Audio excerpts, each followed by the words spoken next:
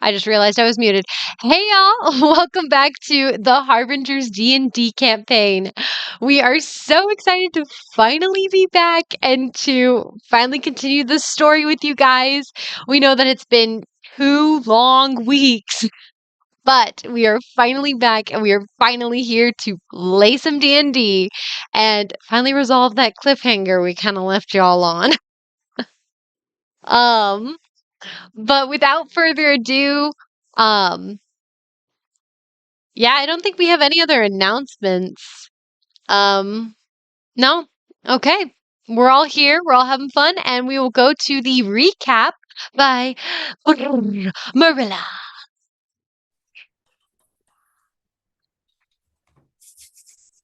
Okay, so this recap is going to be a little bit different because starting out this session, we're going to be going back in time. So I'm going to be saying what happened the most recently, and then just to set up for what we're going to do next, I'm going to give like a little tiny, like super short synopsis. So what happened last time was,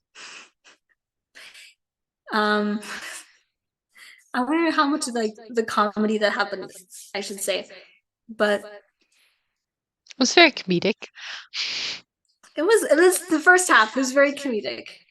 So Nuri almost got discovered by the Jackawares for having undead, more or less. She was able to convince them somehow that instead she just had this weird fetish with dressing up dead bodies. And all the Jackawares were like, well, you do you, and we're just gonna go. And so they just kind of left. And meanwhile, the party saddled up the sand mantas. Is that what we're calling them? Or is it land mantas? They're like Sand mantas? sand. You can call them like just mantas, land mantas, sand mantas. They're kind of called all of those. Okay. Dusty showed all of us how to saddle and harness the mantas, the sand mantas, and we head off into the desert after the Jackaware to find the Jackaware den, basically. Because we're trying to find Cleo, who is the alpha leader of this Jackaware pack. Because she, so far as we can deduce, is the reason why the Jackawares are leaving their normal territory and terrorizing everybody else in the desert, taking over everything. And so the girls, Merilla, Nuri, and Amaris, are in one sled that's, dragged by a sand manta. Dusty and two of Nuri's, what are we calling them? Undead? Jackaware zombies? Zombies. Or in another, and Douse is in his own sled in case he decides to leave his own way after we're done with the menace of Cleo. And on the way there, a sandworm pops up out of the sand in front of all of us, and the mantas and the sleds go crazy. And we have this fight with this big sandworm. Pretty early in the fight, Nuri and Amaris are swallowed by the sandworm, and our players have no idea if they are. Sorry, our characters have no idea whether or not their characters are alive or not. But I mean, the rest of us kind of have a good idea. Dun dun dun. Yes, exactly. What else is important for that? Douse and Dusty are still alive and outside of the sandworm, and Merilla, where we left off at the cliffhanger. Oh my goodness, yes. Rip Nuri. Yes, chat. And where we left off, Merilla has been corralling the sand mantas with their sleds still harnessed onto them. So now where we're gonna pick up off, we're gonna kind of like go back in time a little bit, back to the conversation that Merilla and Dusty were having when Dusty reveals to Merilla that he is in fact a Warforged. I believe, as Greg explained it during the cliffhanger episode, since sorry I was not there, it was very scenic. Like he's like looking up the stars, and moonlight's like reflecting off of his, what is it? Brass, light brass It's like brass. He has like brass skin, basically. That might be how a regular person would describe it. Is like his skin's made of brass. Okay. Yes. And something that Dusty had just recently said in the conversation was calling himself a liability. I thought it was excellently role played because he sounded so sad. And Merilla protested, like, no, Dusty, you're not a liability. And he just nodded and looked up at the sky.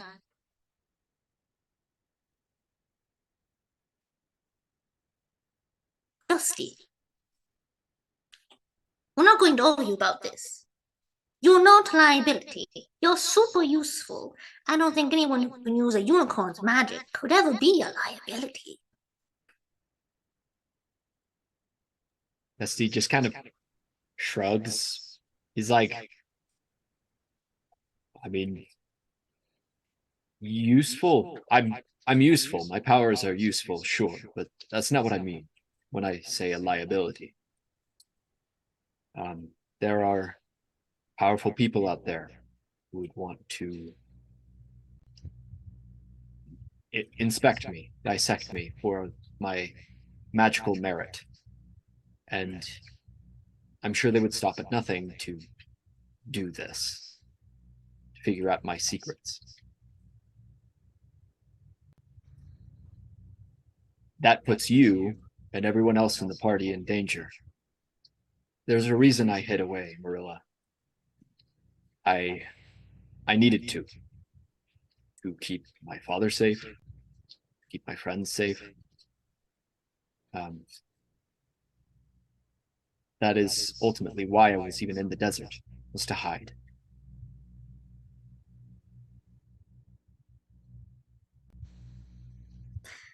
I understand, Dusty. You know,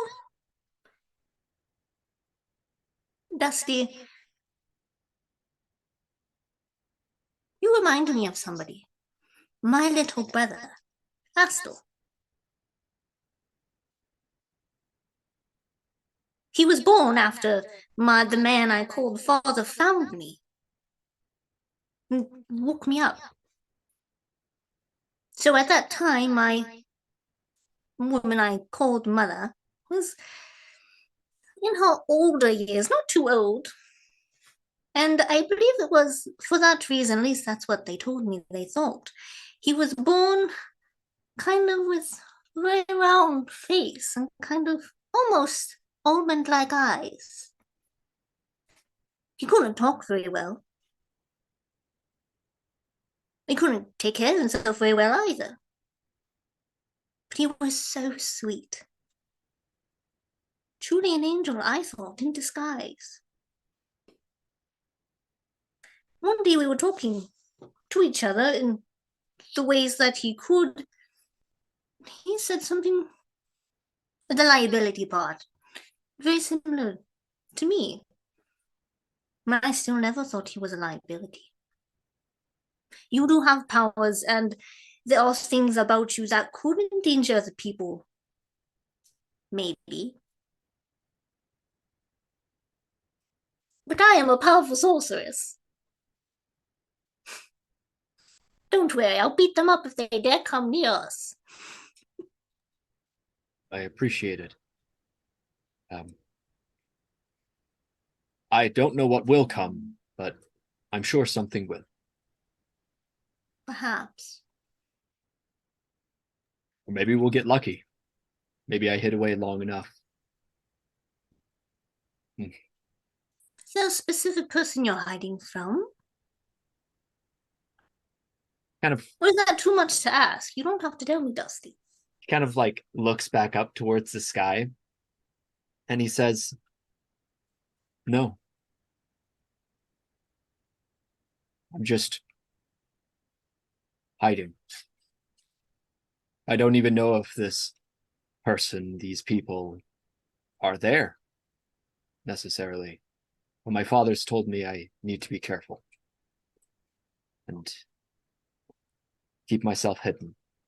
He tells me they exist, and I trust him." And so I think you should. He's a very smart guy, this Miles Mirano. Indeed. You know, Dusty,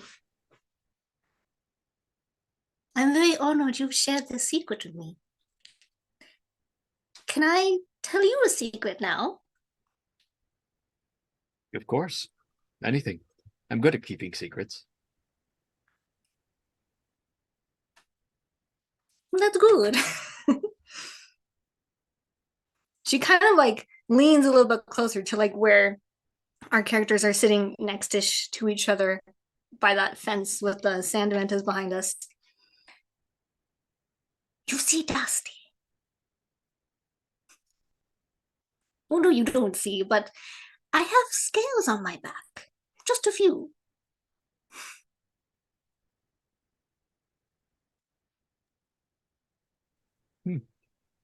Interesting. And sometimes they kind of, like normal scales, it just kind of fall off sometimes. So if you happen to see one just kind of laying about in the sand or whatever, if you could, pick it up, it's all right. I mean, I shed it. I don't really need it. Just she was not lying around. Because, you never know what people will do with the knowledge they possess. Yeah. I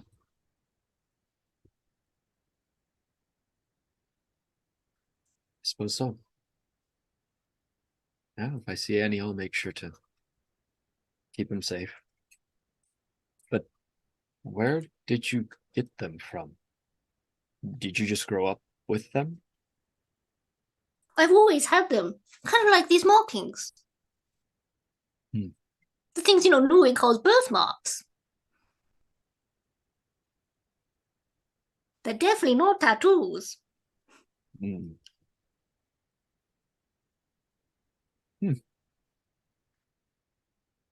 I could see why you were so interested in finding out who you are, where you came from.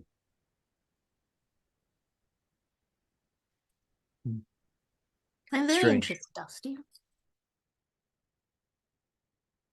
Truly very, very interested, but I'm at this age. I've honestly kind of given up on it, in a sense. I don't think I will ever know. Would you like to know what color they are, Dusty? Sure, why not? And she, lifts a hand to her shorter hairs on her forehead, and she plucks one off. And she, from her like kind of still like leaned over position, kind of like hold it up to you. And she kind of like rotates it a little bit in the moon and starlight, and you can see that her white hair, as it reflects the light, has this light blue sheen to it, which it always has, but she's just highlighting it for you right now. It's really just kind of like that, except for maybe a little bit more silver, and then the blue bouncing off. Interesting. It is. It's fascinating. Now, understand what the heck Nuri would do if she ever found out about this. I could never get a moment's peace. I suppose not. Then again, when she found out about me, she was one of the first people I ever told, actually. Oh, good. I was like, I can't keep secrets from Nuri. No, but it's all right. I would for you, Dusty. I would. I'm really glad she knows. I appreciate it. But yes, when I told her, there was a little bit of prodding and a little bit of questions. She asked me to share some things, of course, but she stayed relatively calm about it, calmer than she has been. I don't know if anything's changed with her recently, but yeah, it's a bit strange. But I think I don't know. Maybe I'm digging into it a little bit too much, but we are related, her and I, in a way. I don't know if I mentioned, but her sister is your mother. My mother, yes. And Wow. so technically she is my aunt. But, well, again, as close as a mother can get to, and he gestures to himself this. She helped with the creative process and brainstorming and magic and that side of things. So in a way, my mother. But perhaps because we were so closely linked, she felt more comfortable around me, as opposed to Douse, which she does not seem very comfortable around, and so asks many questions and digs quite thoroughly. I do remember you saying that when you first met Nuri, it was just kind of like a fast friendship. That makes a lot of sense. Yeah. Now, I'm glad you brought up Douse, Dusty. Yeah? What about Douse?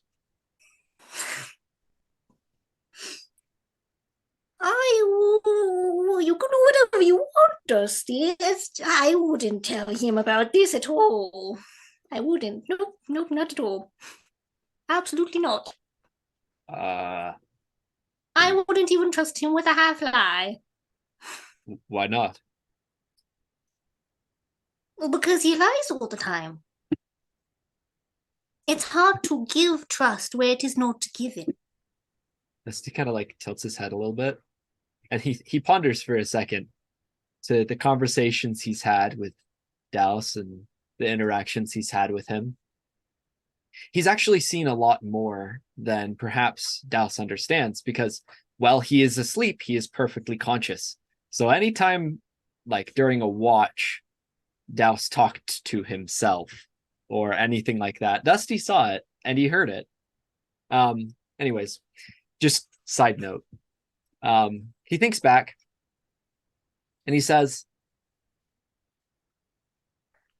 for a long time, I kind of thought similar. Douse is not... he's not perfect. He has his quirks and his flaws. He still has a bit of a young mind. And that's coming from me. True. That's very true. I'm really glad he's on this pilgrimage thing. It's a good chance for him to grow up. Yeah, for sure. But I did see... I see something in him. A sort of... I don't know. A sort of humanity. A goodness that is at his core. Wrapped in a layer of pessimism and frustration.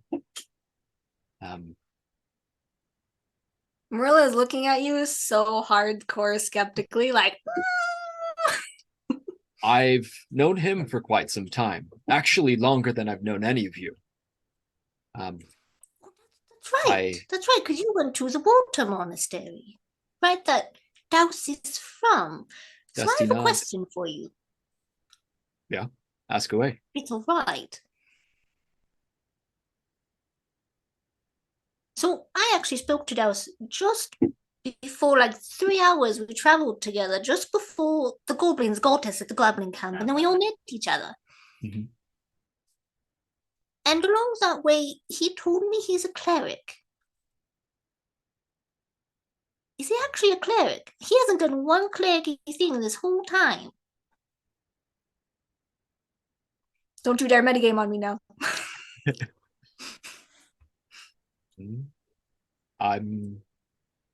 Would you happen to know that? I didn't see... He did study at the monastery. The times I saw him was mostly around training around magical things. I learned a spell or two from the monastery. And as far as clericy things, not particularly. Then again, I'm not too familiar with too many types of magic. I haven't seen too much in my short life. Just what my father's put in my mind and a couple other things here and there. But he did study magic. At the very least, he So- understands how to cast it. This is something that I believe Dusty might have learned at the monastery, but it is through the pilgrimage that you become a cleric. Okay. That's good to know. He probably would know that. They tried advertising it to him, and he's like, "You're telling me I have to go talk to people? Nah, I'm gonna stay in the desert. How about that?" And they're like, "Okay." That's so funny. So he would share that with you. He'd say, "There's something about a pilgrimage allowing one to become a cleric. So perhaps he's in the pursuit of it. Wait, say the last part again. Sorry. Perhaps he's in the pursuit of becoming a cleric."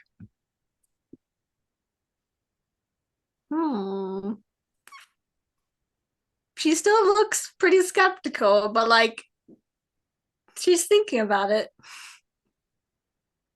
Either way, I do plan to tell the party about me. And if I do get the chance, I'll talk to Douse about it. I do feel that he has a good heart. I don't believe he would turn against me like that. However, Perhaps not, and I actually do agree with you. I don't think he would be so outwardly malicious as to be, oh my gosh, power-hungry people, he is a awful. I guess he is a human metal magic man. Human metal magic man. Can we quote you on that? Bronze boy. Yes. But still. But it is your secret, Dusty. You handle it how you see fit.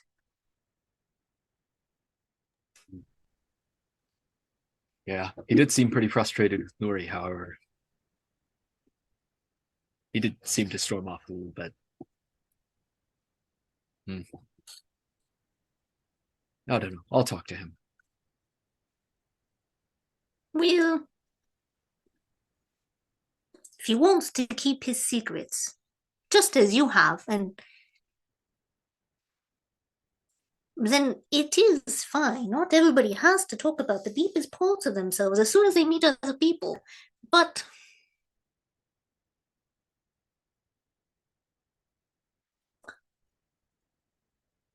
it doesn't mean you're kind of a jerk about it.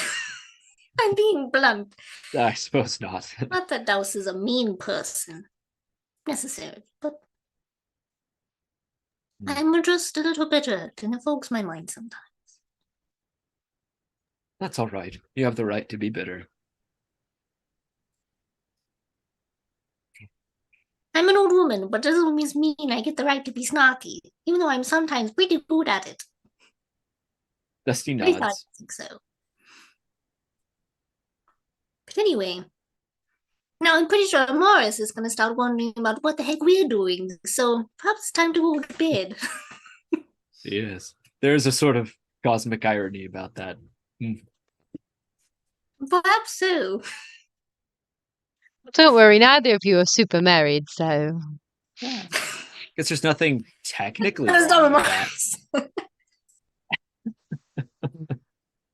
Sorry, I have to get the super married comment in, You guys. have to have at least one, and the original Super Married is dead, so it's like, we got to get it out while we can. Well, Get mostly the memes. dead.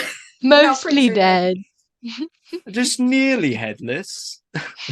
Nearly headless. Just put a flesh wound, Nearly headless Nuri. I love how we're quoting like my gosh. 3 different like franchises right now. Yes. Nice. So anyway, from there, I just want to compliment, make sure. So Merilla, like just to keep things square and fluid, does go to sleep on the other half of the demolished building that Douse sleeps in, but it's only because she does not realize he's there. Okay. I don't know why, she just doesn't. So she's like, yeah, sure, it's this fine spot. Nice. Good. Yeah. So what would be Marilla's reaction to waking up and seeing Douse on the other side of the place? She'd probably leave as if it never happened. Like probably try to do similar thing to what Douse did with Nuri and Dusty talking to each other, just like get to like wrap up her stuff and just leave. Like, no, it wasn't here. She might mutter to herself something about sneaky little blue boys, but I don't know. Nicky. Nick. Nice. Yeah. Dusty just say goodbye to Merilla and let her go. On the morrow, we shall start our adventure. Hopefully none of us die. You never know. Okay. Cool. Thanks for letting us do that. Back to everyone's dying mode. Let the internal screaming commence. Alrighty. Hold on, let me mute. Yes. Can we just get overlays? Okay. So Nuri's down, Amaris is down. Inside the stomach. There's a Alrighty. So now we are fast forwarding. After this lovely conversation, the group decided to saddle up and mount on some sand mantas and start heading towards the den.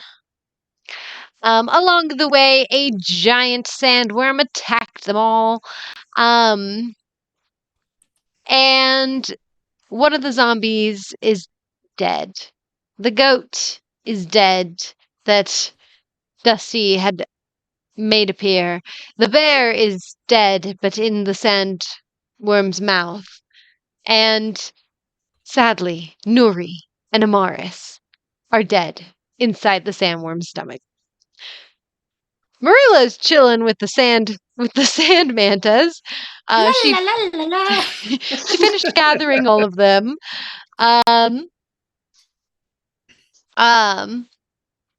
And Douse and Dusty are currently in the fray against the sand manta.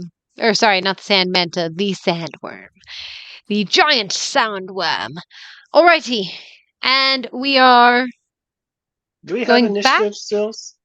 I believe so. I believe we are still in initiative, which was more of I forget who's where in initiative as well as asking. that is. Ooh, I have the initiative written down. I believe we're at the top of the round. Dusty had just done his turn. Yeah, so that means it was the sandworm's I turn. tried kicking the sandworm and fell prone. It was good. Merilla also does not have a spot. So you might want to make her roll for him. Merilla, would you, since you're coming in last, we'll put you at the bottom of the round. Does that sound fair? Yeah. So you don't want me to roll initiative? No, because I don't remember the numbers people rolled. Oh, okay. It's fair. Yeah, to be good. fair. It's been 2 weeks. Secretly, this is my master plan. JK, I have no plan. Well, we are If we starting scroll with up the far sandworm's turn. You might find the initiative. Yeah, no, I don't want to scroll all the way up.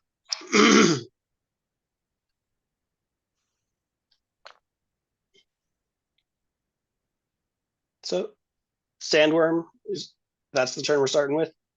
Yes, sandworm, it is his turn. Looks like we're having some technical difficulties real quick. My video's glitching out on the stream.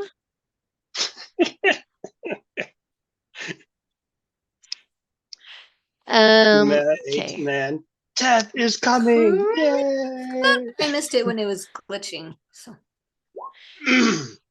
Let me look at my video.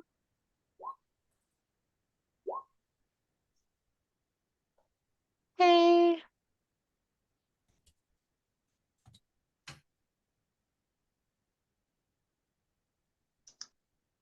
Hello, welcome, Ashley. Utterly chaos. This is awesome. Welcome to our technical difficulties into death combo. It's a true combo, actually. It is. Is the video fixed? I haven't seen any problems since I now. swapped back over to it. I'll let you know if I see it again. Let's just cross Okay. our fingers. We're gonna cross our fingers. It's okay. Hey, welcome everyone who just came into the stream. We are currently fighting against a giant sandworm, and 2 of the players are in its belly, dead. So we'll see what happens. Cross our fingers. Hopefully they live. They're dead right now, so we'll see what happens. Hopefully they live. They died. They're dead. Too late. Too late. Oh, I'm seeing it glitching now on stream. Can you still Guys. see me? Technically. Oh yeah, it's glitching. That's But quirky. You know, looks That's like one a of those major video. glitching. Yeah, it looks like there's one of those. It's like it's just a fun video glitch. Looks like it's on purpose, actually. Like you're evil or something. We need to add Am some I like evil? techno music to it. Okay. We're cleaned I up now. am going to Oh, take Dies lies. close space frame. Okay, configure video. I'm just Whew, waiting okay. for like Merilla to just cook the thing Hey, alive. I tell you what. What if we just skip the worm's turn for now, and we'll come back to it when you're ready, and then we all take a turn. And then you can. I'm you down can, for that. Sounds I mean- great. Let's go. I mean, I'm down. I like this plan. Yeah, I mean, we only have to do 1 more damage. Apparently, it's 30. Apparently, that's the threshold. I think it was in a turn though, so it restarts. Yes, Okay. something like that. Oh, I'm so excited, you guys. This is the more cliffhangers for the cliffhanger. Let's go. Let's go. Let's go. Thought 1 was enough? No. Hey, Q&A. Ask us a question. We'll answer it. What's my Yes. favorite cookie? White mac. No one asked that. I just arbitrarily decided. Did you say False. white mac and cheese? No, white macadamia. Oh, You know, like White his chocolate serum- I macadamia. would be down if that was a cookie. White mac and cheese I actually really want that now. sounds awful. Well, okay, as like the actual mac and cheese would be good, but you got to understand, cookie generally means having vanilla flavor, sugar, and other ingredients. But like like there are like those cheese cracker wafer cookie things. Now Nice. you're You can filling see the me screen, just like Emily. editing the video. Hey, It's the best. listen, we're back. Oh, I mean, you wow. can fill the screen if you want to. I mean, listen.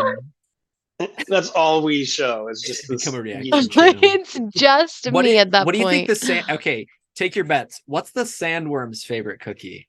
What do you think its favorite cookie flavor would be? Cow pie. Human What? flesh. Okay, cow pie, human flesh. Other options? I still like cow pie. chocolate chip bones. I was thinking oatmeal raisin, but I don't know. Maybe Yes, maybe I'm that's the weird canon. one. It's oatmeal raisin. Nice. This is a Um, very good No, cookie. it's gonna be no bacon. Oh no, it did it again. Maybe the cord's Yeah, it's loose. glitching. Maybe you just have to like plug it in because my camera Yeah, does how that are all like the sometimes. hardware connections? Yeah, it might be that. Try it. All right, guys. Hey. Well, Well, you fix that. I'm gonna plug my laptop into. I apologize nice. for the technical difficulties, everyone. I mean, Merilla and Dusty but what- when we keep talking about started. random stuff. Yeah, Well, we're I mean, I think like we transitioned really good out of it. So. that was good. It was very satisfying. Guess there's another cliffhanger. We have to fix this. Now for Yeah, another sorry, we're week. actually gonna have to stop the stream, you guys. We're gonna fix. No, I'm kidding. I'm sorry. I shouldn't do that. That's so mean. We're going to do it. This is the day. It's okay. It's great. I made the joke Okay. first. But today is that day. It's the I have day. added myself to the player view, guys. So Welcome. I'm with you guys over Welcome. there. We're having fun, partying. Guys, I get to So- sit That's next to pretty the nice. DM. You're the DM. What are you So doing You should like excited. add. This is so you should cool. add like the Harbingers, a mouse pad picture on the bottom. That'd be funny. The Harbinger's That's mouse the pad. Like the Do you main, believe it's the that'd actually DM? be it's pretty not like cool. the main logo thing, but you know, like the unicorn and the dragon logo. That'd be funny. But Oh, you don't that have one, to that do one. It's just a funny idea. I mean, Take notes. I don't know, technically, the- the DM is a player too. That's true. That Yeah. is very true. Brain. Yeah. Wow. Technically, you know. I thought she just kept the rules, guys. What? What? I'm not just against you guys. This is What? crazy. Mind blown. She's actually the goddess of the world. What? Wow. What? Mind blown. She's as much subject to the rules as She's us. mortal like us. Nice. Ooh, I kind of wish I was Tyrelli right now. That'd be funny. Okay. Alrighty. Oh, My comments about now that that happened, you know. It looks like it's fine. I haven't seen it glitch out. Maybe we just start. Maybe we just go. Let's go. We're jumping into Let's do it. combat. Doesn't matter. We're jumping in, guys. 2 dice Okay. next. So the order, just so you know, from top to bottom, but we are starting with the sandworm's turn because that's a turn where we left off. It's Nuri, then the zombies, Amaris, Douse, Dusty, Sandworm, and Merilla. Rusty and Merilla. I feel like Merilla oftentimes goes after Dusty. But now you're That after the does seem to- sandworm. That does seem to be the pattern. All right. Sandworm is going to spend his turn swallowing the bear. The bear is dead. And Didn't it the is bear swallowed. technically disappear though? Because he was from the bag. Does it What poof? happened was it went down and it like bit it. Maybe that was its turn because it went down and bit the thing Hmm. and then had it in its mouth. I don't know if that was the round before, but oh yeah, it was this round because he ran up and he hit himself into it and then I kicked it or tried kicking it and we all the things, but the bear was still on the ground. And so now it just picked it up. And it survived because of its feature of like relentless endurance or resilience or whatever. Oh, that's right. Had 1 hit point because it should have Had 1 disappeared, hit but point. it didn't. But it didn't. Ah, I see. So that's where we left off. Yes. Okay. Merilla, it is your turn. Let's go. Okay, sorry. Oh shoot! Wait, it's Marilla's turn now. Yes. Okay. Lightning. So, what Marilla is going to do is she is going to, you know, like with her calm down mantas, because I do remember Emily said that she had them all together and they were all behaving themselves. She is going to take the one that she's like right next to on the screen. Yes, that one. Yeah. And she's going to hop into its sled and she is going to move over here.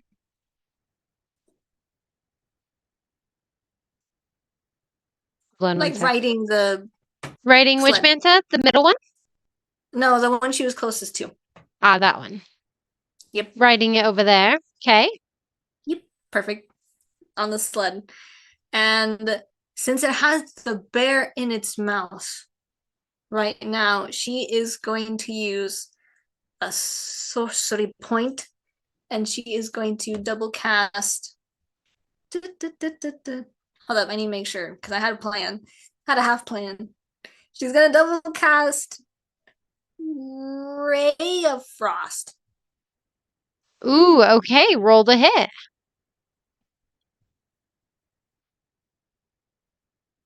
I need to find it on my. Ooh, guys, sorry.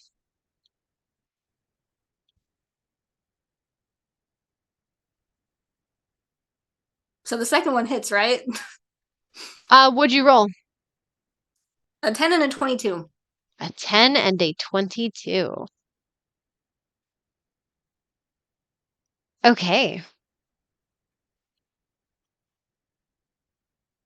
9 damage. The 22 does hit. 9 damage. Mhm. Okay. Alrighty. And for her bonus action, she's going to yell at Dusty. I actually didn't plan this part, so I don't know what she's yelling. But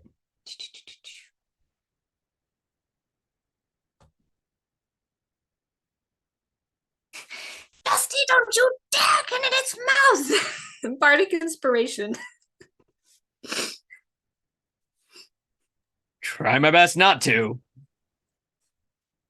Oh, I forgot to mention something super important about Astel. Oh well. Maybe if we live, she'll mention that later.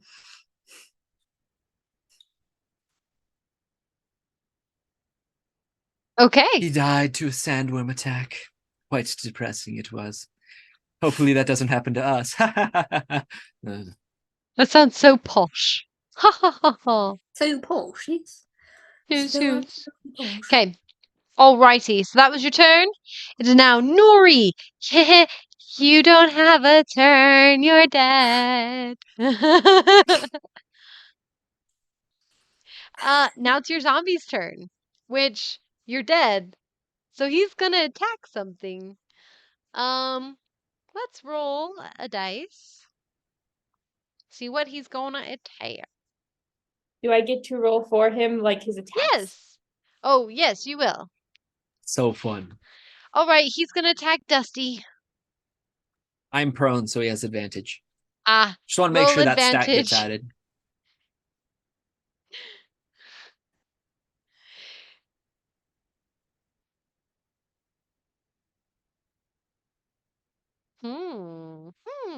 What'd you roll?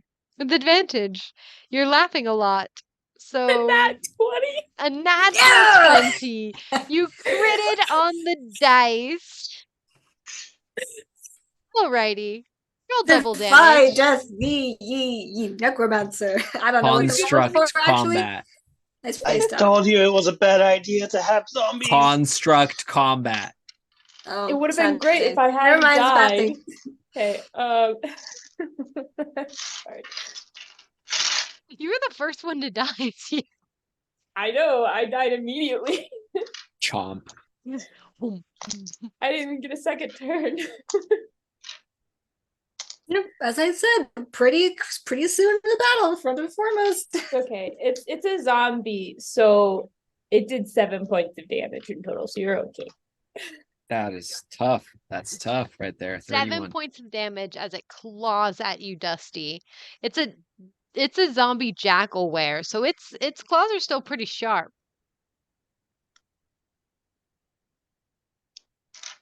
Alrighty, with that, we are going to Amaris, but Amaris is dead. Ha ha ha ha ha. Sorry. The DM The laughing at unhappiness. us. Ha, ha, ha. Sorry, Emily. I pointed and laughed at Nuri on her turn, so I don't know if you saw that, but I did. Okay, I hope you know You I'm bet. not actually rooting against you. I'm just finding this whole situation a little funny. It is kind of Just because they're with us in the group doesn't mean that you're on our team. Oh, yeah, just because now I'm in the players section. Yeah, I'm chilling here. Yeah, looking literally at- on our side. What the heck? Oh, goodness. Okay. Alrighty. It is now Douse's turn. Douse. So what are Douse you gonna is do? first gonna talk to Her Majesty, like, are you absolutely certain the only only way to help them is to get inside?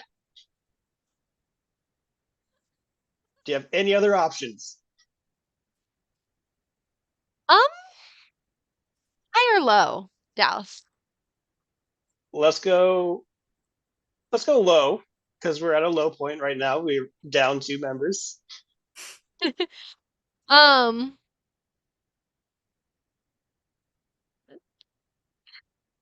if you hear this kind of like exasperation, exasperated sigh, like from in your mind. I can't do much unless you're willing to make a deal with me. What kind of deal are we talking?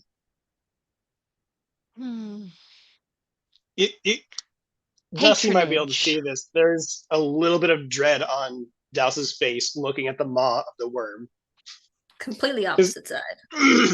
He knows going in there might be helpful, but he doesn't want to because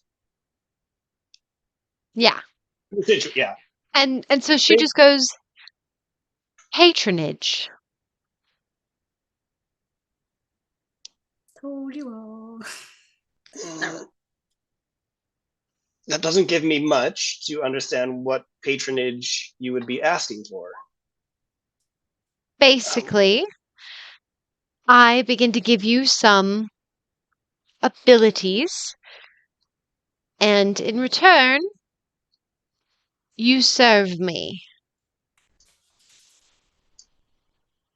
I'm already serving a goddess. Is that going to be an issue? Oh, you mean Junipass? Mm-hmm. Yeah, she should be fine with it. I'll talk to her.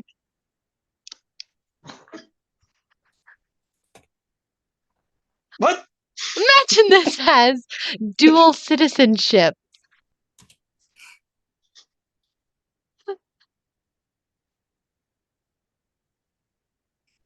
Sure. Okay. What? Okay. Well, if this is all right, we'll take it. Douse is very confused at the moment. Okay, so you're having this conversation with her, and like technically this is like taking an action. Yeah, But you said okay, sure. he did. Okay. Partly in confirmation, like he's partly saying yes to confirm like he'll do it, but that's also partly him being like, "What? Okay, this is reality. What? Like, okay, sure, he'll go out and believe it, but if Mhm. those exact words did come out of his mouth, if that is going to be what Yeah. seals the deal." Okay, sure. Freeze frame. Okay. So for you, it's almost as if time pauses for a moment. Okay? Um Dallas. But He it's has no idea what's going on. okay. So basically, Dallas. All right. Brass tacks here.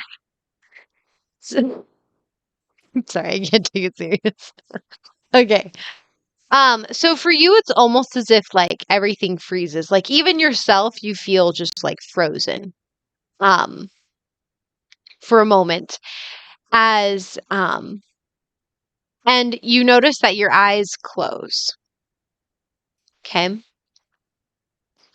Okay. so you feel everything's dark for you.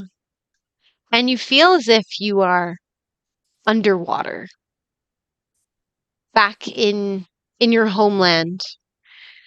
Um, but Which for most people would feel uncomfortable, but for Douse, this is his it's home. comfortable.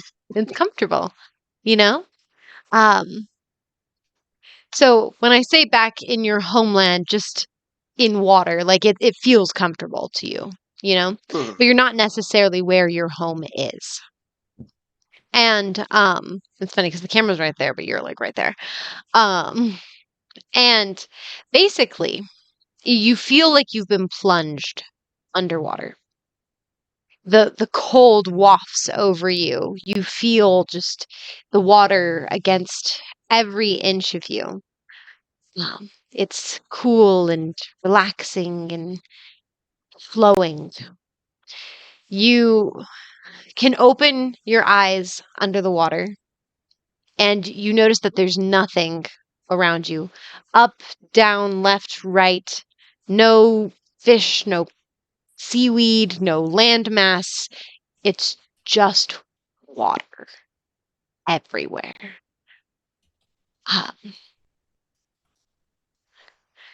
and as you are floating there, you just feel this cool wave wash over you of like a current in the breeze shifting. And you hear her voice come again and she goes, "Do you accept making a pact with me, Douse?" Yes. However, I will let you know now that should Junipus disagree with this, I may have to take sides. I understand.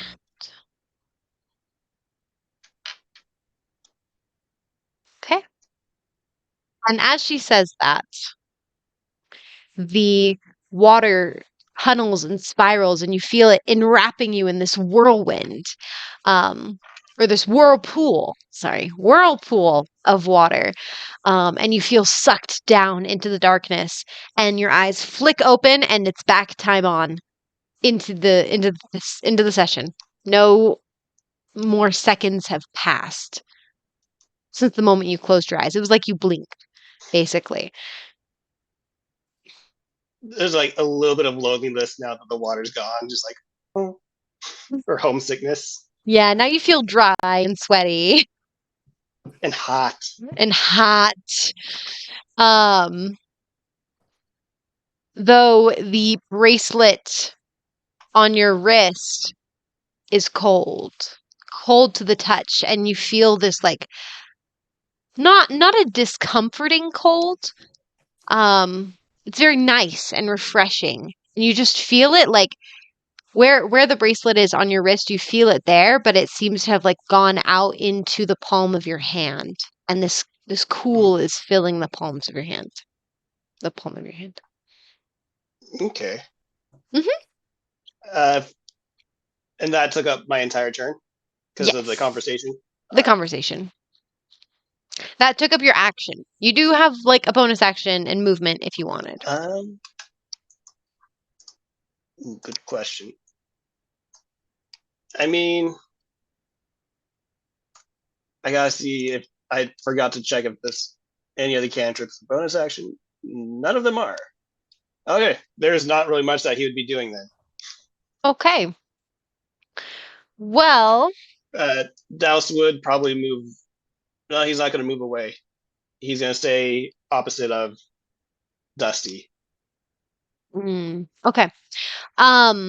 With that, you now may level into one level of Warlock on your next level up. Not So, yet, but next not time. yet, but soon. So, as you now have a patron, Are there any immediate bonuses that I get? immediate bonuses, like a signing bonus.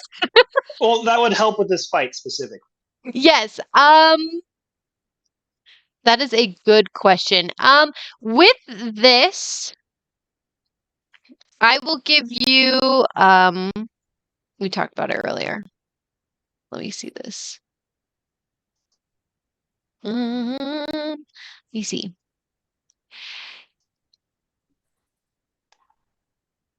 You get a one-time use of the Bigby's hand spell.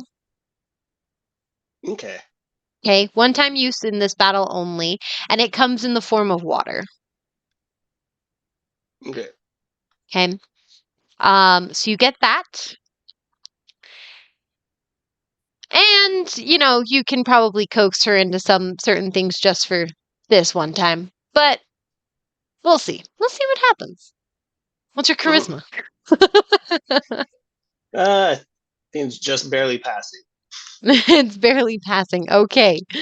Good to know. Okay. So that's what you are going to get for now as your signing bonus.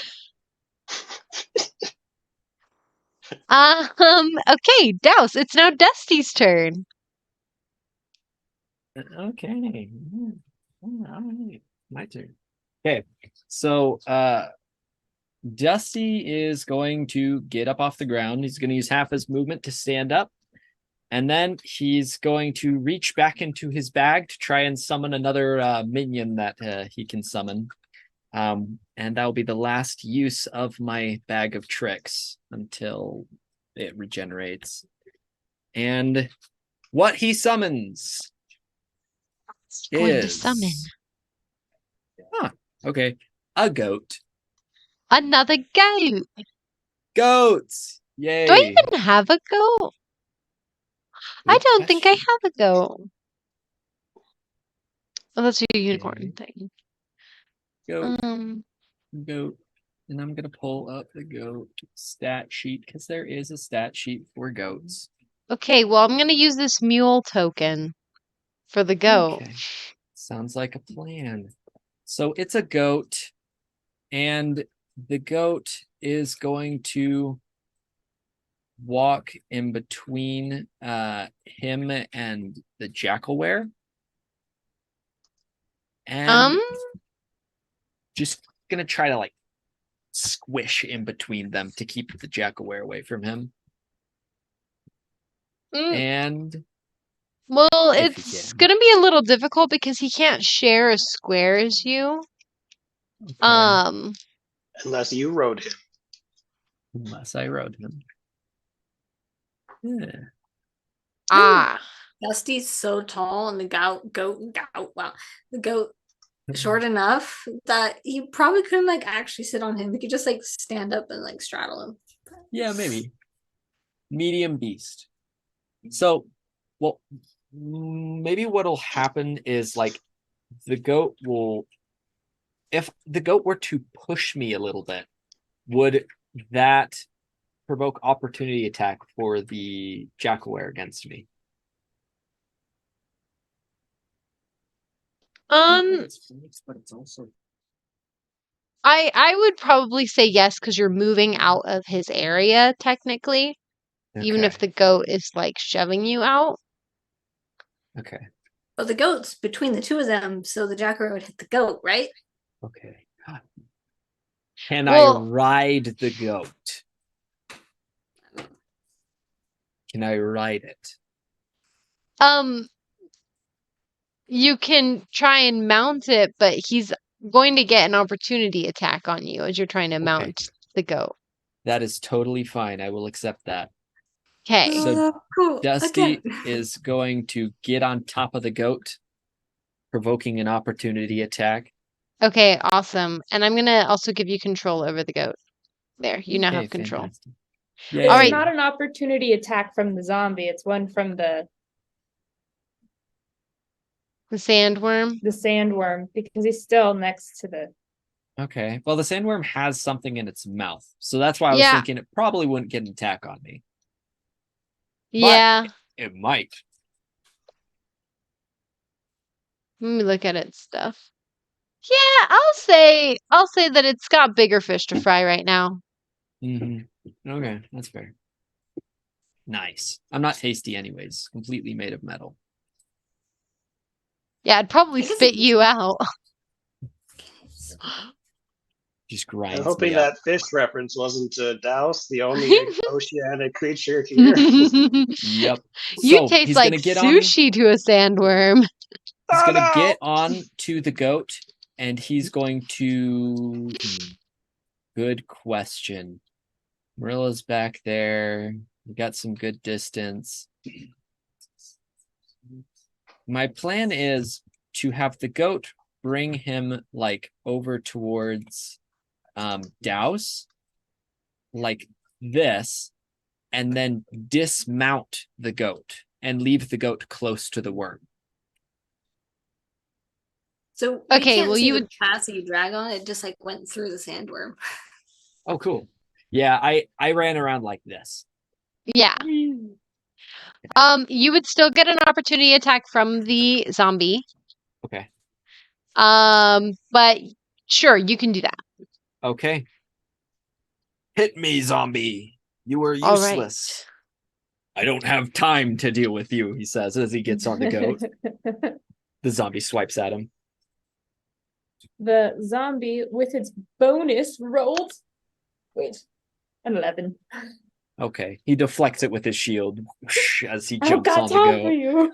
goat. I do not have time. And Landed then he on the runs goat. around to the other side, and he is going to dismount the goat and then use what movement he has left to take a step back. And he's going to say, Douse, don't climb in there. I've told you already. He's like, he seems very adamant about this. Get out of the Um, bison's mouth, Sokka. Nice. He's gonna say, if we hit it hard enough, it'll spit him out. I know enough about the desert. Smack. And he'll end his turn. We'll say he knows that because the DM technically told us. And Yeah, Dusty we have a knows. chance. There's We a have a chance we chance. can get them out. And he'll end his turn. Okay. It is now the sandworm's turn, and he is gonna chomp on this bear. It's not Marilla's turn? Nope, it is the sandworm's. Okay. Merilla goes after the sandworm. Okay. My bad. Mm-hmm. Yeah. All right. Amaris, can you roll 6d6 for me?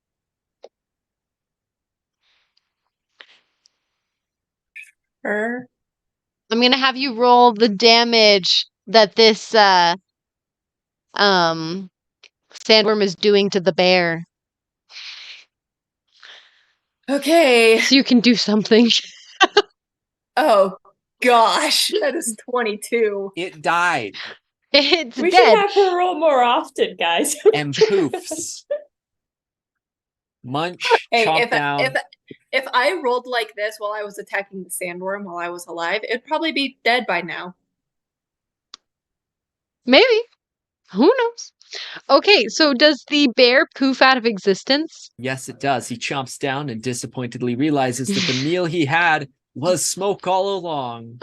So And sad. he's not a fan of smoked bear. Hey, worm, smoking But kills. hey, we all know that smoking is bad for you, so Exactly. This is a PSA. He spits it out Guys. because he knows that the smoke could damage his lungs, and so he doesn't. He just killed Smokey the bear. That's so sad. He even had So the hat and sad. everything. That's so Smokey! sad. And the Smokey bear. shovel. We cannot forget the shovel. Smokey Well, can't be Smokey without the shovel. Can I just say that, like, throughout this battle, he's gotten 2 big meals and a big helping of water. So he is, like, feeling pretty fine. Fine dining. It's the greatest dining. He didn't even have to go search for water. It just appeared in his belly from Douse that so happily gave him 10 gallons worth of water. I wanted to drown it. I didn't think it through. In his mouth? Yeah. Down his mouth? What does that mean? see, if you wanted to drown it, you should have created the water in its lungs. Yeah, but he Well, can't I had to see see the it. Where's its nose? That's And my thought was, It doesn't have well, a it has nose. a single opening. So How's it breathe? it breathes doesn't through it its breathe? mouth. It's probably has like a trachea and then also a whatever that splits. That's fair. We're getting Alrighty. way too scientific about this. It's totally sciencey of you. All right, The guys, we're anatomy gonna of sandworms. dissect a worm today and apply it to this. And apply it to the human body. Let's overlay the human body on a sandworm. Sadly, I missed that day in middle school. He Oh, says sadly. Sadly. Hey, On I that was there note, for the it's frog. Marilla's turn. The frog. Marilla, what are you gonna do? It is Marilla's turn. Ah, okay, I have 2 plans. And I shouldn't debate them out loud technically. But I'm always willing to do diversions. But is that smart in this instance?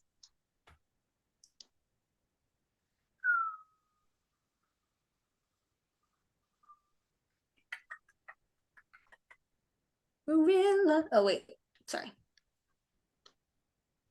Marilla is gonna move, riding her sled manta ray over here. Technically, right there.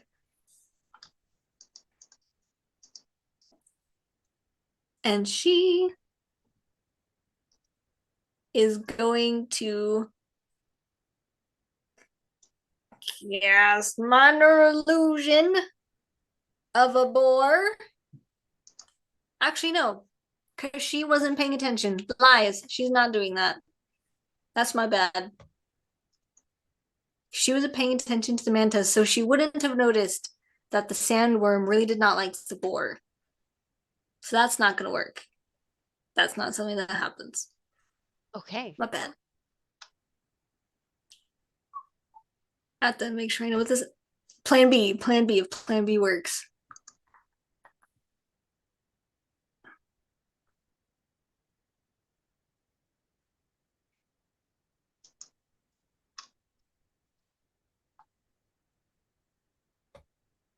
Okay, can I adjust my movement? Like instead of going to this spot, can she go to a different spot? And is her travel distance the same? Is it still 30 feet? Even though she has the manta? Yes. Well, the manta is 60 feet, so if you're riding on the sled, then that's different. Yes. Okay.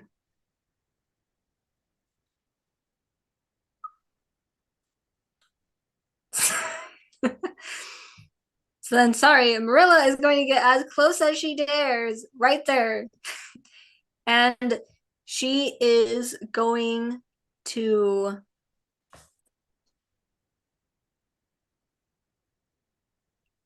stop the sled. She's gonna look at the sandworm and she's going to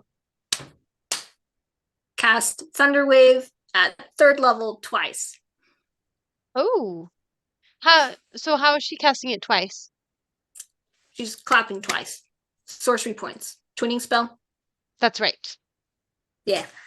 Okay. Dun, dun, dun. So you cast Thunderwave twice. Yes.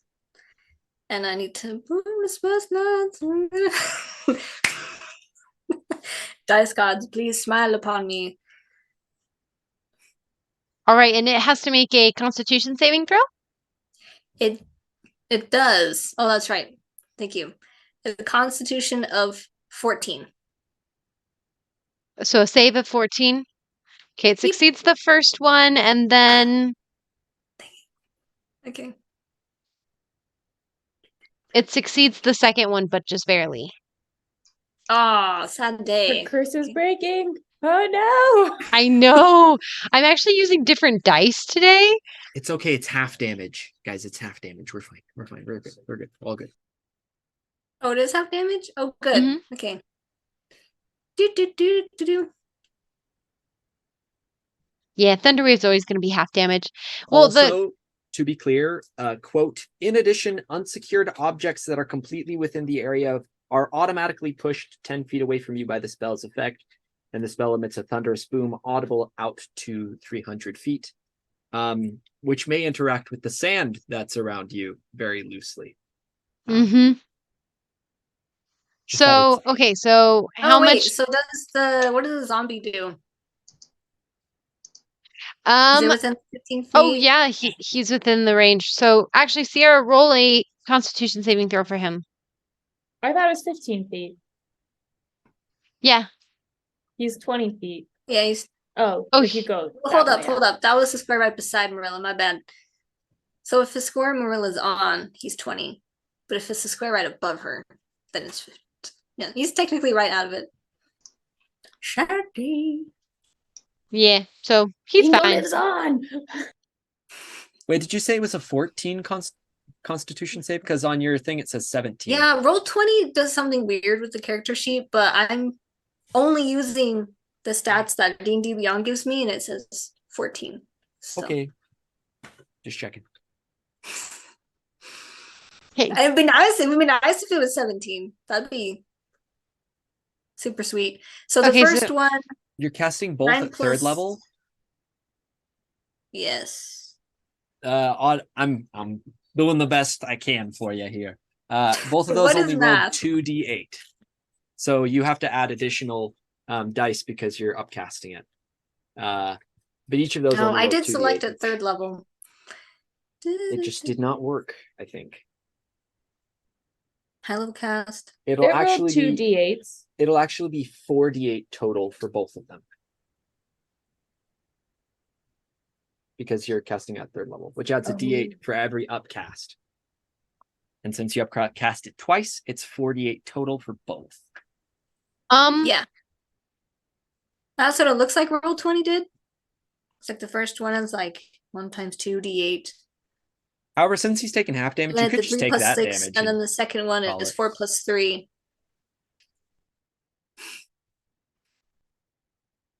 So 9 plus 7 divided by 2 is something. And then 6 plus 11. Because it did like 2d8, 2d8. And then I did it again, it did 2d8, 2d8. So 9 plus 7. I was about to pull out my calculator. 16. And what's the other one? And then it's 6 plus 11. total of 33. 17. So half. Half of 33 is I could have 16? vomited them out, guys. 16 rounded down. Good save. 16. It's 16. Okay. All right, takes 16 points of damage. Okay.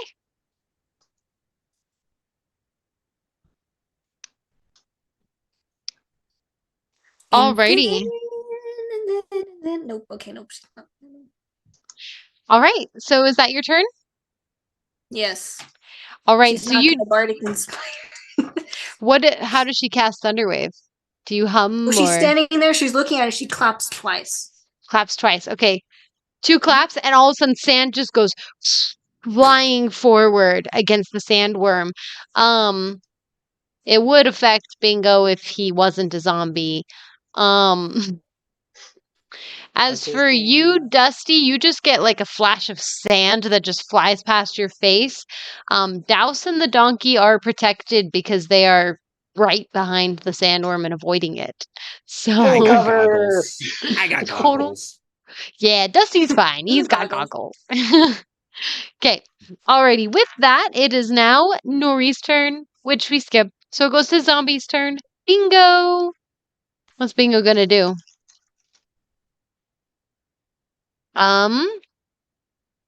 All right. Is Sierra, he still targeted I give on you Dusty? leave to pretend to be a zombie. What are you gonna do? Well, there's this yummy treat in front of me, right? So I just eat that thing. Sure. Okay. Attack the sandworm. Yes! Finally. He technically has advantage. The goat's on the other side. Flanking question mark? Flanking. Bingo's first snack left, so now he's got to go to the gummy worms. Ah. He's having Ah. dessert. That's cute. Wow. Yes, Emily? Or no? What? To advantage for Bingo since he's flanking, technically. Sure. Yes. Oh, 22. 22 hits. Boom. Bingo. Bingo's still helping you guys. Oh, max damage. 7. Ayo. 7 points of damage. Bingo. And the sandworm dies, and Douse made a pact for no reason. There we go. Well, now it goes to Amaris, which then it goes Doesn't to. Bingo take damage also though for touching him? Oh, yes, he does. I forgot about that. Thank you. He takes 10 points of fire damage. Cool. So here's a question I had when I was listening to this, since I wasn't here when we first started fighting the sandworm. So, like, what does that look like? Is it just like hot? And so, like, he like punches and is like, or Yeah, there, so like, pretty much it's like flames? it's the heat. So because the sandworm is just like has a heated carapace. So it says heated Have you ever seen body. those heat waves coming off the road when you're driving? Yes, but I was asking Emily. Sorry. Yeah, it's kind of like that though. So Okay. yeah, so kind of like that heat wave that you Does it see. ignite things that touch No, it doesn't to a ignite certain it on degree? it doesn't ignite it on Okay. in fire. It's just technically classified as fire damage. Okay. So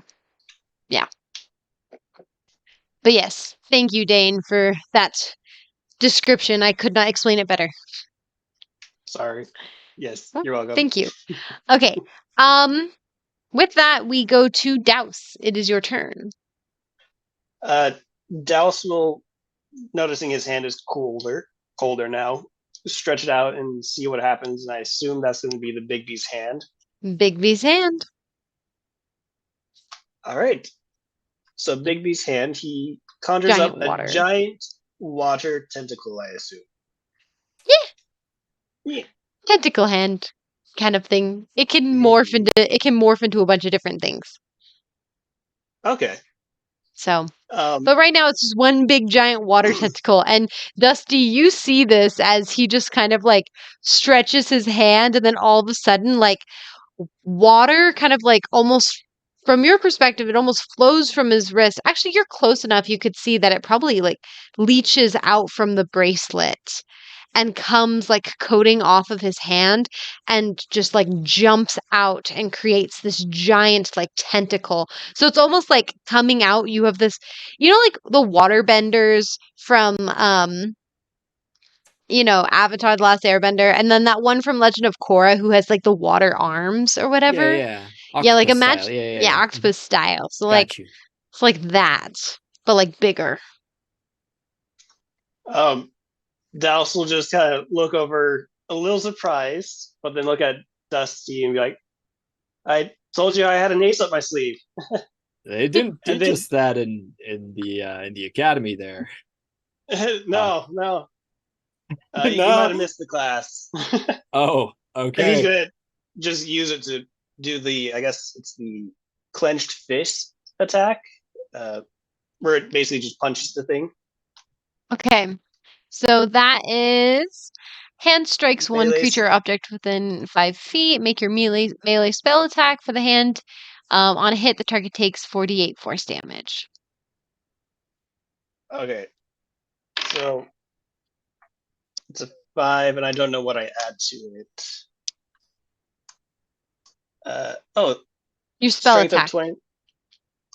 It is 48 damage total, and you roll spell attack +8, I believe. Let me double check. No, using your game statistics, so it's with your modifiers. Mhm. Oh, that's an 8 to hit. That's so sad. I I will am give barely you advantage. Unadept. Okay. Roll again. I mean, bingo. He's technically Okay. on their side. Flanking. He's flanking. He's Bingo. flanking. That's a 17. It barely hits. Thank goodness. Okay, Barely. Dice, you're going in jail. It's all for now. thanks to bingo. Just It's all saying. thanks to Bingo. Bingo's Dice flanking. jail. So Thanks, that's what Bingo. it Aren't you is. so grateful I brought the undead with us? Yeah. 4d8. Okay. I know I have another one here. There it is. All right. Roll 4d. 10, 22 damage. Yes. Okay, awesome. All right, you do 22 points of damage as you just. Do you want to describe this actually? So you'll just see the whip kind of curl up a little bit, and then just springs forward and knocks the worm, if it had a jaw, right across the jawline. And you see the entire thing like it. You just hear a loud snap as it breaks whatever bone or cartilage it uses, and possibly cuts some skin off as it falls over. Some shell, some carapace. Exoskeleton. I don't. Exoskeleton. Yeah, all of that. Is there anything else that you're doing on your turn? Standing in awe of what on earth just happened. You're like, wow. What did I do? As you do so the sandworm collapses on its side with the force of this punch, and it just like lands into the sand. So sand just like sprays up everywhere. Is Big Big B, is the hand still like active? It exists for 1 full minute. 1 full minute. Okay, so it's still there. Or until I lose concentration. Okay, yeah. With that, I'm gonna give you a high or low. Okay. Let's go high. That was a high hitting attack. Okay, it's high. So with that, you knock it onto its side with the force of this water blow, and you see it just kind of almost like an accordion, just like on like its skin and on its sides, it's like stretching and slinking as you see it like like this rasping noise as it's kind of like laying there on the side, and like water seems to like be trickling out of its mouth. um you feel the presence of your bracelet in your mind. um as you see water begins to like trickle until it starts rushing out, and you see the bodies of your companions come like flooding out with the water. And this is from the water that you put into its stomach earlier. Hmm. Um, I'm confused. I missed something important. So is it dead? no, it's not dead. It's rasping, and it's like something is coming up its throat. Um, Okay, Forcefully. I thought the rasping thing was at a higher whatever. Never mind. It's good. Yeah, They're out. so basically with the Bigby hand like punching it off onto the side, because the mouth of it is a little bit like is closer to Douse now on the ground, and so his patron now um is basically able to influence the water inside, and is rushes out the bodies. Oh, okay. That's cool. Yeah. I get it. Yes, because now it is closer to him. I was so confused for a second. Sorry. Because I was like, wait a second. I should have explained that a little thought better. the thing was like 31 or okay. Yeah, I was so really it's confused too. because but it this went makes a down lot to of the sense. ground, it was close enough to be able to draw the water out. So the bodies come flying out, and um Dusty, it is your turn. The bodies are on the floor. So basically they kind of came out by the mule. The head is like right over here. Okay. Good question. Dusty, he like looks out towards these towards the bodies that come out. They're not looking too great, they're kind of melted, not The damage. not too pretty. He Half doesn't think about that though. He doesn't think about if they're dead or not because he doesn't want to.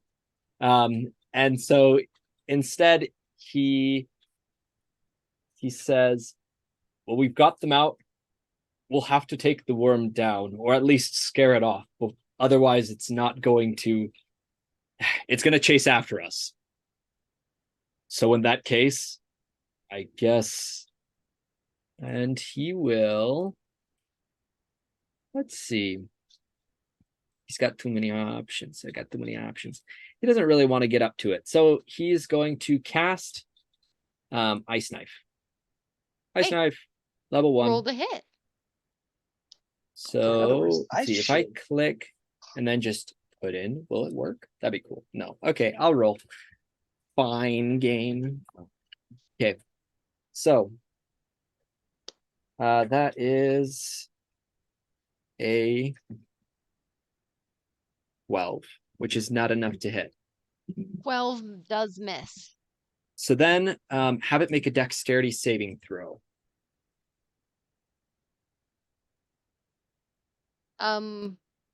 No, it misses. Yeah, so when it misses, the actual knife goes to the side where it missed, but then in the area around it, it shatters, sending out cold shards of That's ice what it is. that deal damage. But he has to make a saving throw for it. I rolled a 6. Okay, 6 fails, and he takes 7 points of cold damage. Okay, awesome. Oh, damage. Nice. And then, as a bonus action, he's actually going to move the totem he has summoned right now over to here to encapsulate more people. So if Okay. he does end up needing to heal, which we'll say he does, he has it there. And he'll end his Okay. turn. Alrighty. You do so. It is now the sandworm's turn. And he's kind of like on the ground for a hot second. And then you just hear more like Half movement. half movement. Yep. Sorry. You see him like rasping a little bit. And then the sandworm just slinks back under the sand. His maw closes and he sinks under the surface using his movement. Run, run, run. Are we out of initiative now? I will say yes, you are out of initiative right now. Okay, as soon as the sandworm is gone, Merilla. Oh, hold up. Very good. Is going to, with her mentrace, that I 100% avoid that area. She's gonna come up to them. Like, Dusty. She's gonna hop off the sled. Help me get them home. We should leave as soon as possible. Yeah, of course. Dusty, like, he reaches down and starts picking them up. Douse will use the hand to pick up the other one real quick and just put it in. And Dusty also does note this spell book on the ground that Nuri had, and he's going to run over to that and pick it up. And he says, "She's going to want this," and bring it over with him. And then she like stops for a second as it kind of begins to sink in. He doesn't care. He pays no mind to you. He like takes. He's probably carrying Nuri specifically, actually. Okay. Carries Nuri over. Try to like drag Amaris. Wait. Okay, so Dusty is grabbing Nuri. Douse was. Wait. I put Amaris on Merilla's sled, and I'm running over to another sled to grab the other. So the sled is where I am. Other manta. Yeah, the manta's over here. Yeah, Merilla's been taking the whole sled with her. Yeah, but there's 3 sleds.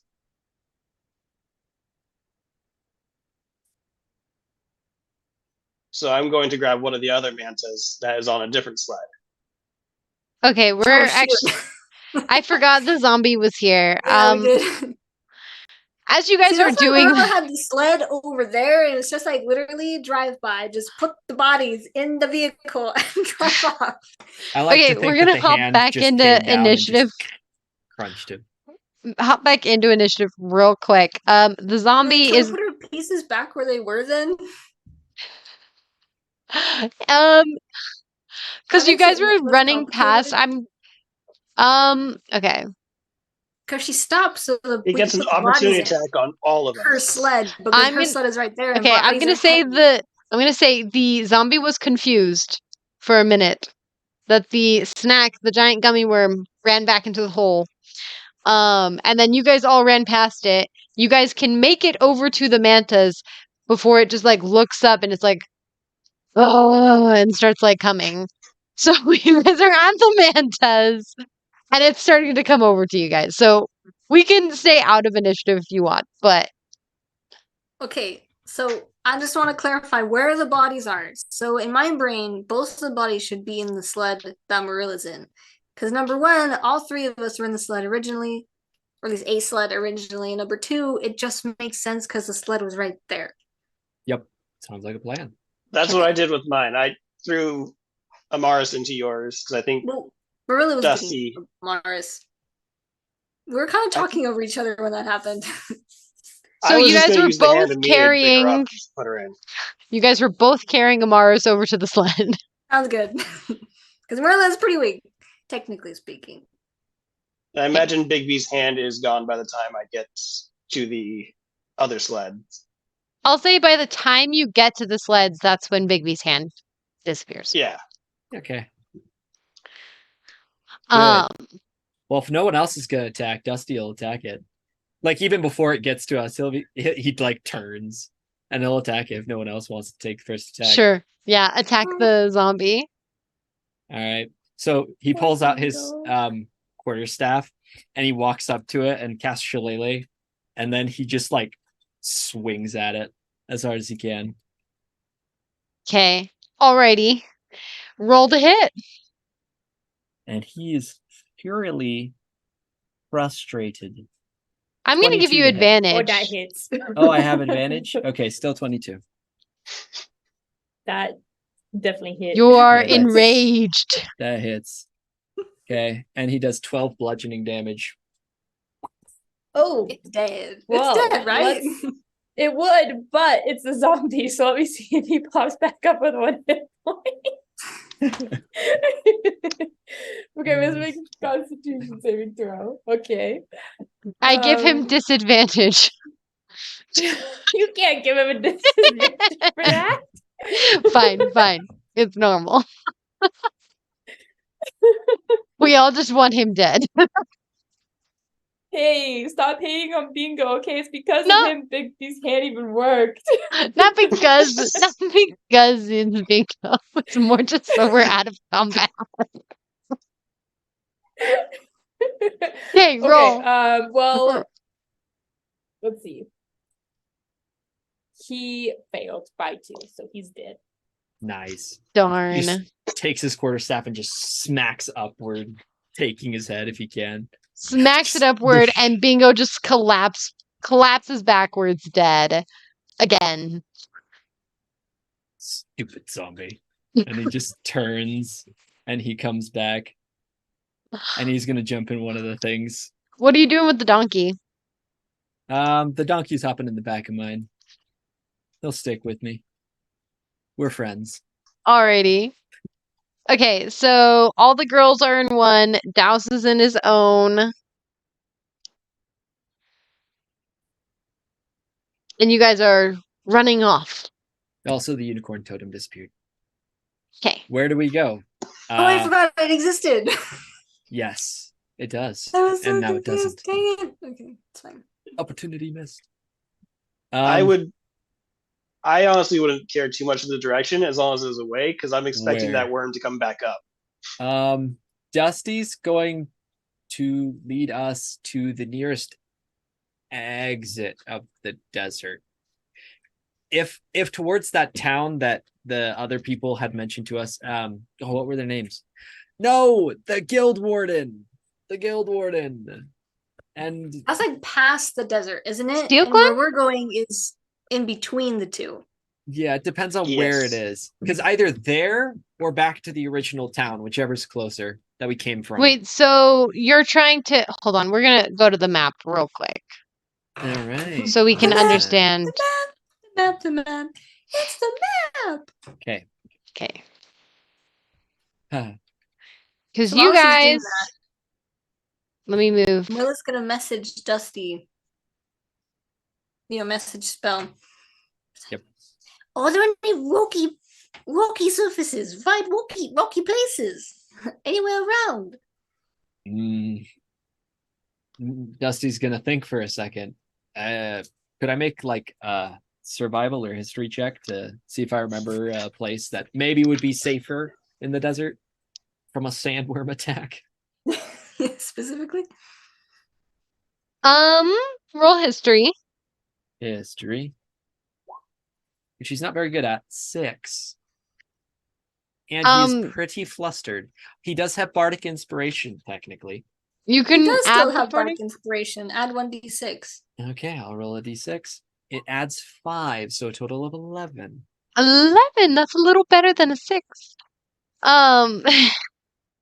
You know that the sandworms generally stay in like the sandy areas, so you could head towards the outskirts of the desert to try and escape the threat of a sandworm attack.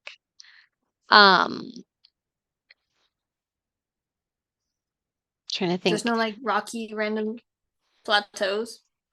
Oh, like a random plateau? with Or like an where the sand 11? is With an thinner because there's 11. an With a expansive with an rock. 11. Um,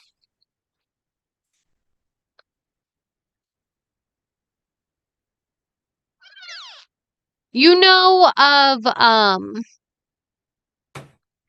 a little like plateau. You guys would have to climb a little bit to get up onto like the plateau. Not too far. You would have to climb like 20 feet. So like it's a really short plateau. Um, but it's just a little north of where you guys are, like northeast.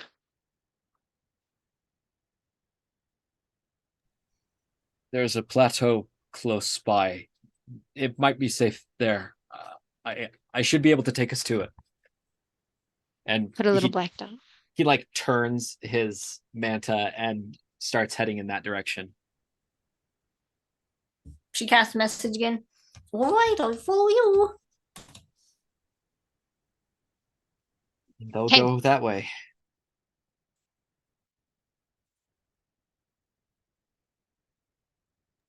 The two of you just turn off, not telling Douse anything, and he just Figure it keeps out. going on his own. One man army. Well, if he wanted to ride in front, that's his fault. Instead of Wiz. That's just For really the sake of simplicity, we're just gonna move you guys over to this rock area and say that's where it is. cool beans. Now, the sand mantas can't get So- up there, but Okay, that was my You next c- question. yeah. So you can like keep them off. It's definitely a lot shallower of Carry them up. sand around.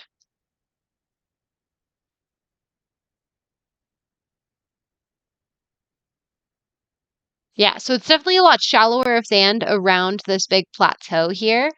Um, so you can figure and assume that they'll be fine because they also just kind of like bury themselves down under.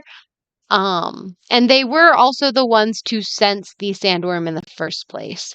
If you guys had been walking and they weren't there, you guys probably would have been all just chomped. Nice. Dusty's gonna start. He's going to walk around in an area and begin. He'll cast the mold earth cantrip to try and stiffen some of the sand around them in a futile attempt to stop their vibrations from alerting the sandworm. But he'll start. He like starts going around. Well, the sandworms or the sand mantas are completely like still now, so they're not making Okay. any So vibration. if they're not freaking out, then he's not gonna worry about it. Yeah, because the thing is that they could sense the vibrations of the sandworm moving. That's what Okay. it was. That Yeah. makes sense. Okay. In that case, Dusty's gonna like go over to the cart that has the has Nuri and Amaris, and he's gonna like bring them out. And he's going to Yeah. put them on top of like a rocky area. Well, Dusty, I'm not so sure we need to move them. I mean, you saw how big that sound one was. I don't think it's going to come right up against the rock. Is it wise to move them? And like as soon as Maybe. they stop, Merilla is going to like try to see because now she's not focused on driving. So while Dusty is figuring out what he's doing. Is it okay if like Merilla rolls survival medicine to see if there's any signs of life at all? Let you roll medicine. Maybe you're right. Maybe it's better to keep him here. I mean, I will feel safe a lot on top of the rock, but I also, I don't like feeling paranoid. The way I You guys do. are in a little bit of the. You guys have shade on the side of the rock. On top of the rock, Okay. you wouldn't have shade. Oh, well, she's definitely staying then. So he's like looking at them in the carriage then, and he's going to cast Goodberry in his hand, to create 10 little berries. But he doesn't do it immediately. He like sits there and pauses for a second, and then casts Goodberry. Douse is gonna give water to the mantas in whatever he's got for a trough. Just to You Merilla's can. gonna you figure too many cooks in the kitchen. I'll take care of these while they're handling the bodies. Okay. And Merilla Merilla, you notes said you were that helping? No, Merilla notes that he is doing that, and then what does she get from a dirty 20 medicine? Um, dirty 20. Um, Sierra noted. Dirty 20 from that you get that they seem dead. Dead. Yes, like dead. Dead. So Dusty goes up with his good berries, and he again pauses for a second and looks at them. And then he takes a good berry and he puts it in Nuri's mouth and Merilla just forces watches her to him. start eating. And nothing happens because he is trying to heal a corpse. And so he looks down again and takes another good berry and tries again. He seems really to should have taken some necromancy classes. you see him tensing up a little bit.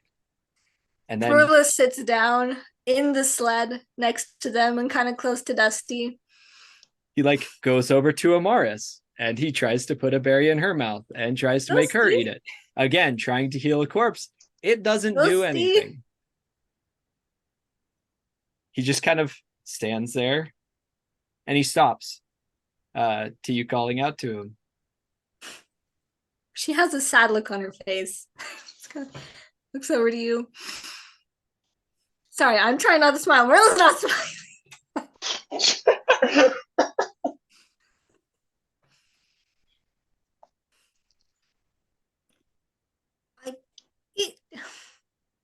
It's not going to work.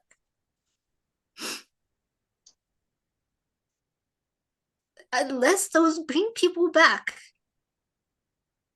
there's nothing we can do. High or low? Oh dear, low.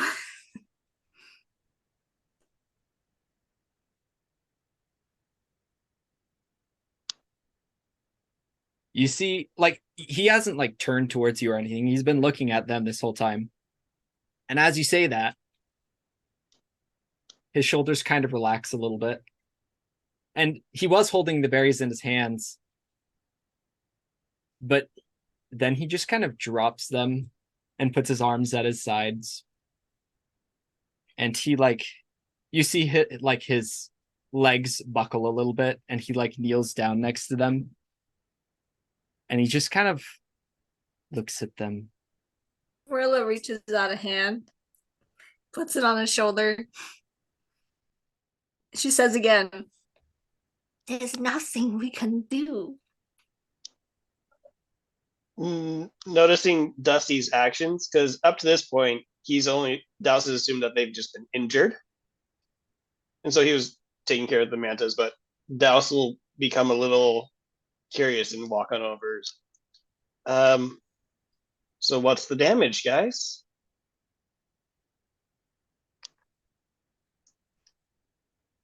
He just remains there, just motionless, looking at him. Merilla's quiet for a good moment.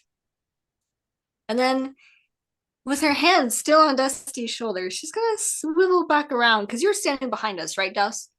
Yes. More or less? Okay. And she's going to say,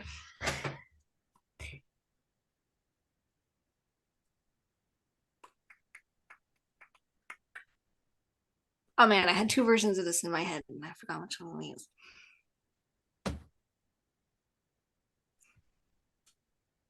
It would be really handy if we had a cleric with us. Okay. I am not a cleric I'm a cleric in training. I can pray and see what happens, but I don't have any clerical abilities yet. Why? Are they injured severely?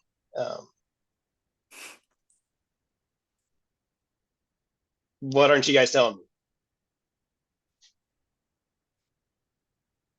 Do I notice the bodies at all? I mean, they're right there. They're Well, yes, laying. but I mean, do I notice that they're dead, or? They're not I mean, moving. they're not We're moving. not doing anything. And no They're one's doing behind any. you two. We're not that big. I mean, Dusty is, but I'm short. the sled's on the ground. This is true. These are all important factors. In this moment, his visibility is a little limited. He can tell that they're not moving and that you guys are not doing anything to help them right now. So you can tell that it's something more serious, Douse, through context clues. Okay. I'll go pray and see if I can get anything. And he'll walk over, kind of get around them, actually see the bodies and try and figure out the situation a little bit more, if they are I dead don't think or you should touch severely. them, Douse. He's not touching, he's looking. Roll a medicine She still check. says that.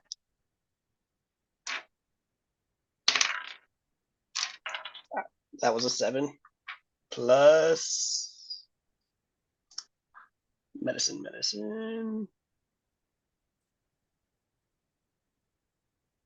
That is a 9. With a 9, you can still tell they're very dead. Okay. Merilla's gonna add, especially with that thing on your wrist. I'm not touching them. Dusty, could you? I saw you were molding the sand a little bit earlier. Could you maybe make me a quick altar?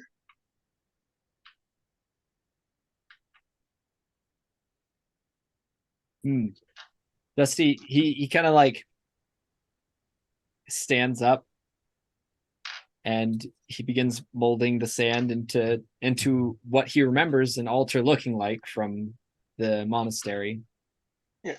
And Douse would just try and use that to like kind of start praying to Junipes, like, Junipes, we could really use your help. We can't really do much at the moment, but we need help with our friends. Merilla's just, I need to look up the definition of this word before I use it. Hold up.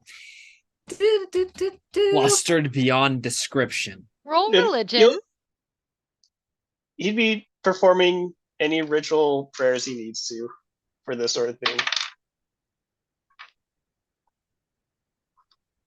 Okay, she That is is just gonna a watch 15. you with. I rolled a 15. 15.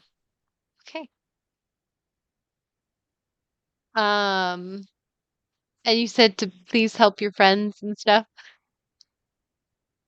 Merilla's You just like watching you with some scorn. you feel a little at peace. But at the same time, nothing seems to happen. He's going to immediately turn to his new patron, Her Majesty. Listen, I heard something interesting. You mentioned that you know Junipes. Could you put in a good word for me? Is he saying this out loud? Sorry. No. In your He, mind? yeah, he keeps all of his conversations with his bracelet in his mind. Okay. Now on. Okay. So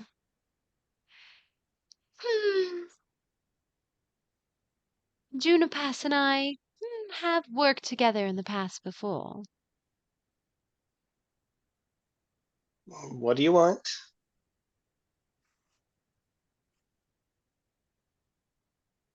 You just asking for a good word? I would like my friends to be back alive. Amaris, she's innocent. Nuri, debatable, but they are both important people. Oh, Douse, you amuse me.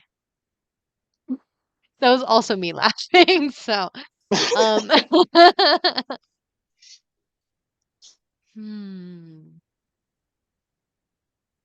You know, you already owe me a favor. I owe you quite a lot. I know this. But these are For the most part, I understand that their intentions are good. They are good people. Hmm. And if it's my life or theirs, so be it. Risking your life. Well, a life of servitude, isn't that the same thing? Can be in certain lights. As for this will require something big, Douse. This is no small feat. Understandable. I have something in mind. Not fully fleshed out quite yet.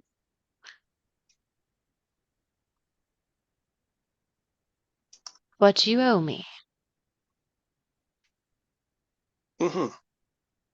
And I'm not going to be doing favors like this many more times until I can cash in. I wouldn't expect it. Appreciate it. Well, in that case, give me a couple minutes. And she retreats back. Douse is just gonna keep sitting at his altar with his eyes closed, as if he's praying real hard, because he is praying real hard to Nepes at the same time. Okay. So, with you praying really hard, um, and Dusty kneeling down on the ground before his friends, what is Merilla doing? She's standing She there. hasn't moved. She's still sitting there Okay, sitting on there. the sled Okay. next to them. All right, doing that. And With that, we'll put a pause on this scene. And we're going to dive back to the moment that Nuri died.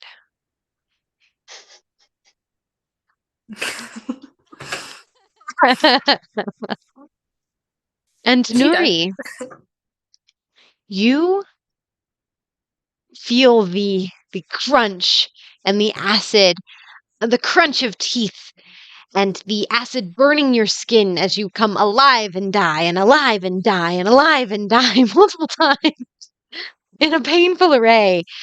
And you wake up with a gasp to the feeling of fresh, soft grass beneath your feet and in the palms of your hands.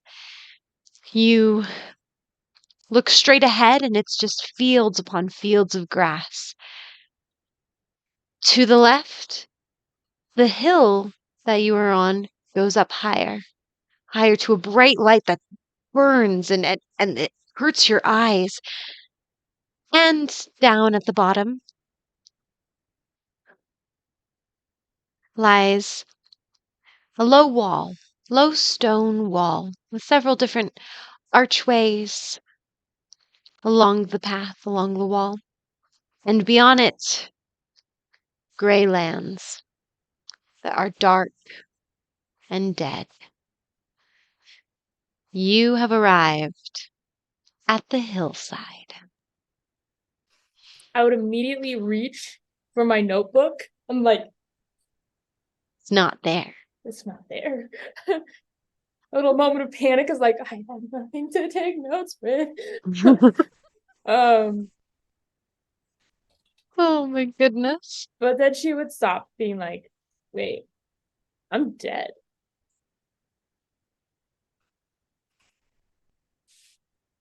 She'd just kind of look around and then she'd actually walk towards the wall, not crossing it. Well, so you were sitting down, so you'd have to get up. Well, I'll get up, walk towards the wall. Mm-hmm. And then I'm going to just start shouting my son's name. Ami! Ami! I'm just shouting his name over and over and over again, and maybe walking around a bit, just trying to see if I can see anyone, or specifically looking for Ami. Hey, you may do so. And I'm gonna say after about a minute of like so you walk down there, about 30 seconds, you start calling out Ami's name, and Amaris, you, with a start, wake up in the same fashion, sitting down on the grass, the soft, fresh grass, in your hands. To the left, up the hill, a blinding, burning light, and down below, the Greylands, the Deadlands. Soft, cool, inviting. And you actually see Nuri. Well, you hear Nuri before you see Nuri, as you hear her calling out her son's name, Ami.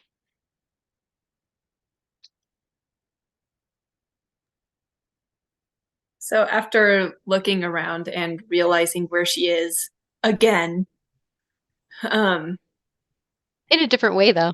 in a different way. So she looks around, she hears Nuri, and starts running towards her, but stops. As if there's conflict going on in her mind. As to basically what to do. And after a while, she just kind of like shakes her head and just thinks, I need to find Nuri first, and then goes to look for her. Doesn't take you very long. She's near the bottom of the hill, by the Deadlands or the Greylands. The name is supplied to you when you are here, in this fashion. So for you, there's two names, the Greylands and the Deadlands, is this land beyond the hill, or beyond the wall. And you can go down and you see Nuri, and the closer you get to this wall, the more inviting the Deadlands seem. The more it almost feels like your body just wants to go and cross over, your soul just wants to be there. But that feeling is still present for both of you. But you can find Nuri. And Nuri, as you're kind of looking around, you don't see anything quite yet. So Well, I've been looking around for people to see Amaris come up. I'd stop calling and be like, Amaris, what are you doing here? You don't have a diamond. I don't. But my guess is same thing happened to me that happened to you.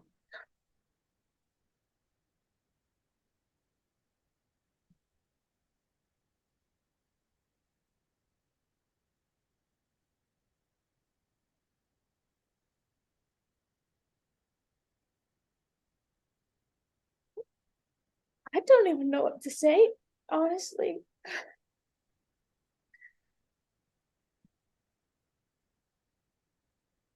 I don't think there's anything to say.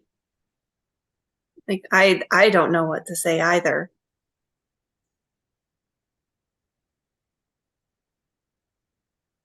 And and she's just gonna like slightly look over to the Greylands or the Deadlands. Mm-hmm.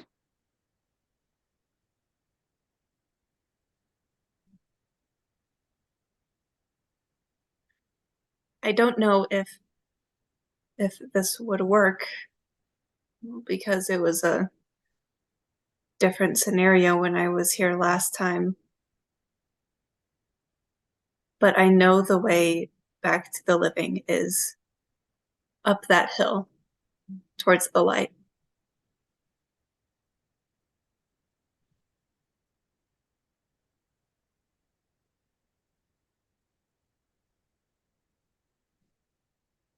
We could try walking towards it. see what happens. For science. What's your passive perception? For me, Yes. Both of you. mine's hecka high because I took a feat. I think it's 20, but let me double check.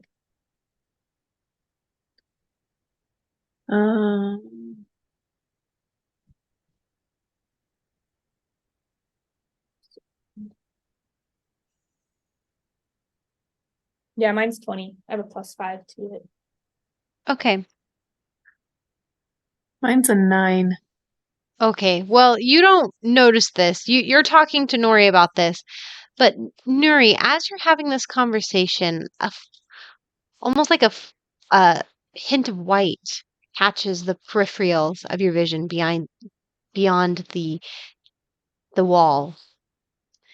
And you can turn your head to see an elven woman standing behind the archway. Instinctively, I just step between her and Amaris. Yes. This elven woman doesn't seem threatening at all. She's standing there, not making a move forward. She's this woman has this um, white hair that is long and curled, kind of waving down. She has this pale skin with a little bit of like a blue sheen to it, but a bit more natural colored, at least leaning towards that side a bit more. Her eyes, though, they look so familiar to your own as you gaze at her, and she looks back at you. She says, I thought it would be much longer before I'd see you here, dear. I'm gonna start walking up to her, but not cross the line. As I'm just like, Mom?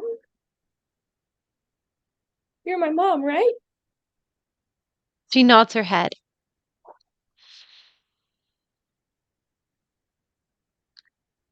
And she kind of looks over to her left, and you see kind of like kind of almost appearing out of the mist, you see another elven woman, um, who you recognize this woman immediately, who appears and materializes, as Shinira Galandoel, your foster mother. Oh my gosh. I start crying. And Amaris, Yes, Amaris Amaris, just goes over. you recognize Shinira, as she was basically you recognize her as the like second wife of Nuri's father. Roland. Just Roland, yeah. Amaris just goes over to be by Nuri.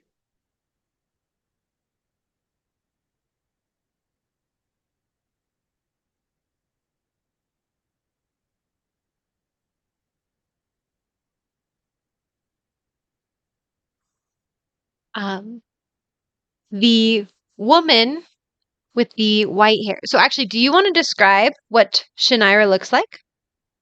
The other elf? So, Shinira, she has beautiful red hair, which I don't know how it would come out with people being dead, but Yeah, it's red. it's like beautiful red hair. and she has kind of like a warm, it's like a warm tan kind of look. And she's like some freckles across her face that almost look kind of like little sunbeams. She's very like summery and like sunshine feeling with like a heat to it, but very beautiful and elegant. True to elven style, of course. Wonderful. And I just want to explain real quick because someone was asking about this. So when I said mist, like she appeared out of the mist, there's like a hazy, not thick, but a very thin, hazy mist in the Deadlands. Um, that's just kind of like over the base on the ground, and it's as if like the mist almost materialized these people as they came and walking forward. And this is past the wall. This is in the Deadlands, and so they have come up to the edge of the wall to speak with them. Yes, and while Shanaira is very warm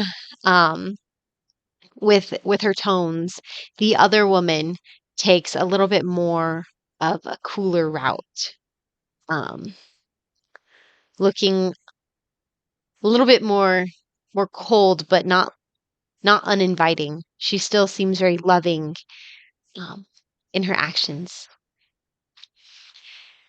So this woman, um, which do you actually? So I know the name, but does Nuri know the name of her mother, her birth mother? She does, yes. She does. Okay. Alrighty. So this would be supplied to you since you already know it. As she just looks at you and you can see this pained look in her eyes. And as she kind of is clasping her hands together, um, she just says, "Oh, Nuri,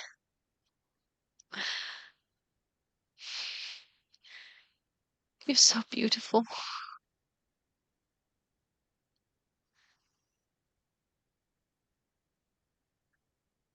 I have so many questions. I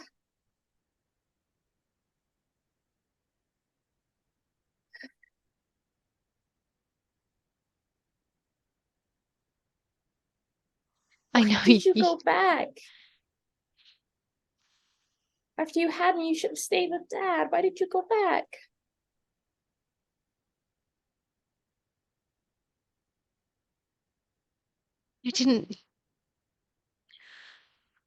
I didn't have a choice back then.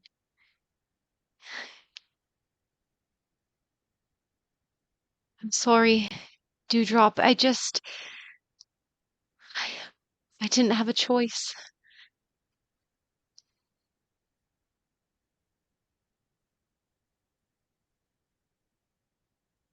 But just know that I loved you.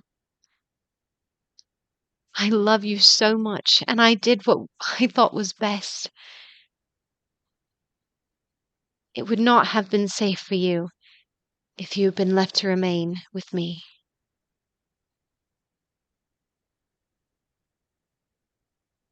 But you could have stayed with Dad. You guys could have gone to the mortal realm. You didn't have to die.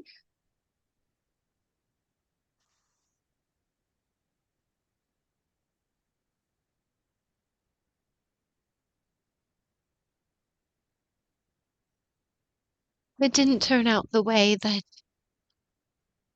we had planned for it.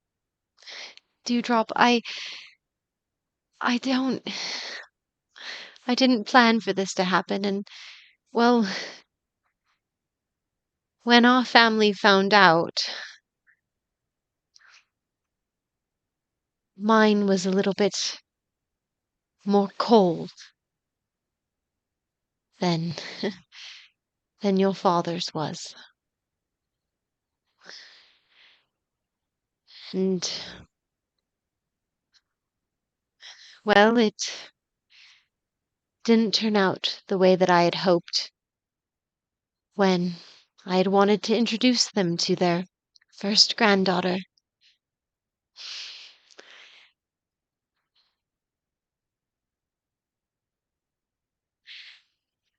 The way it happened, it's not the way that I wish it had been, but it's what happened. But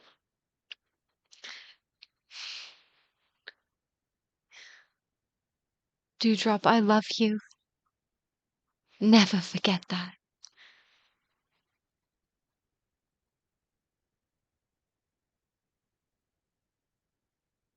I love you too, Mom.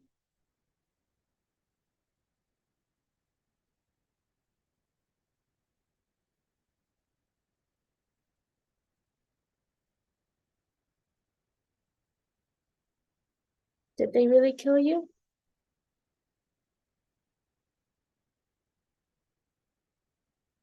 They did.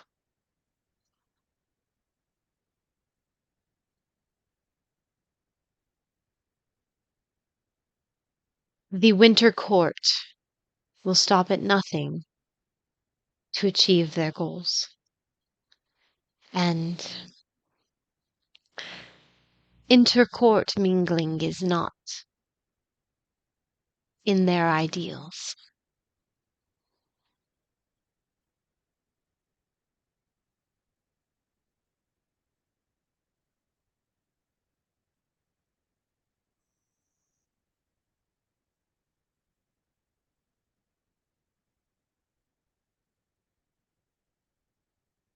Is there any way of knowing where you're buried?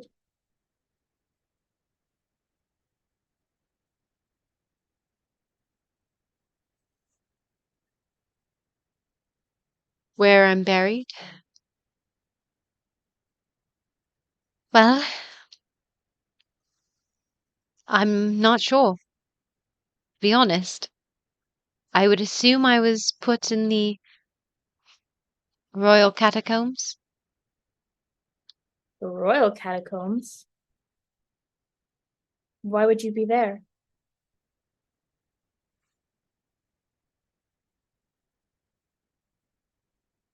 Where our family's from. Where we've resided for generations. Did Roland not tell you? No. Nuri, you're a Windrail, heir to the Winter Throne.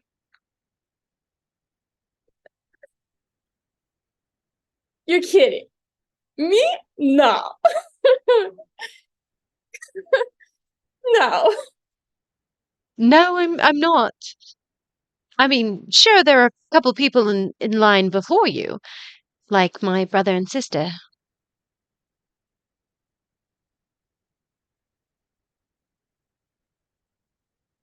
But you're a Windrail.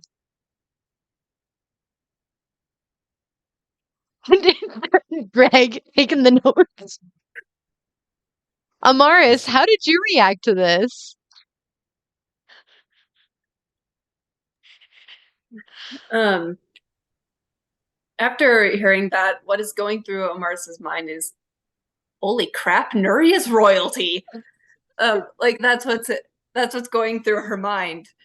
But there's another thought that goes through her mind. Nuri,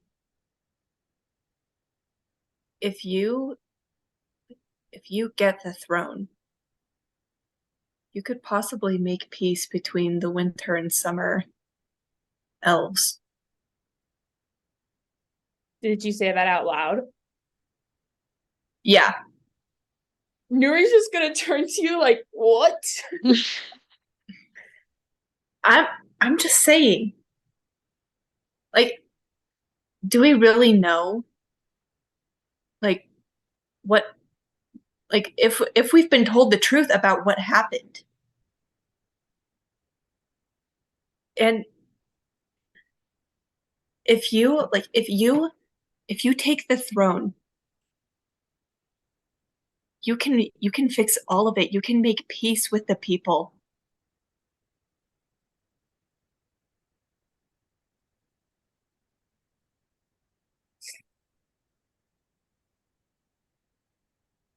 I'm not even close to being in line. You heard my mom. I wouldn't kill my aunt and uncle unless they were the ones that killed you. Were they the ones that killed you, Mom? Or was it your parents? Was it my grandma and grandpa? Was it them? My mother was against it, but father had other ideas.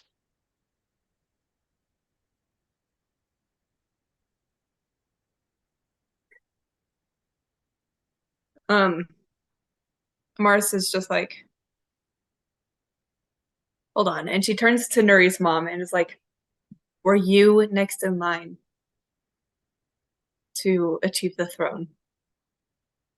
I was. What? So, It's now falling to my brother.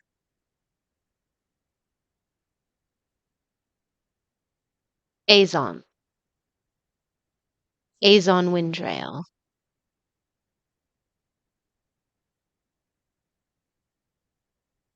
What? so in all honesty, Nuri, we can go there. In like we can prove that you're next in line, being daughter of the eldest. They would just kill me too. Even the And, summer like, court she's- would kill me.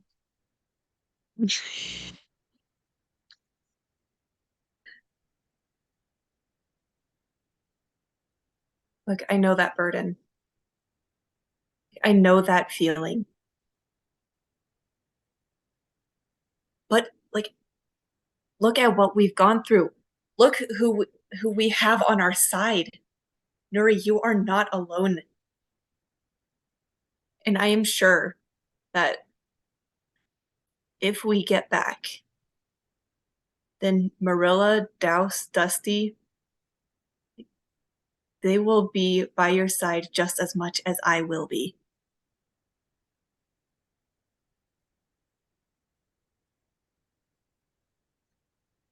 Anastriana, that's her name, does pipe up.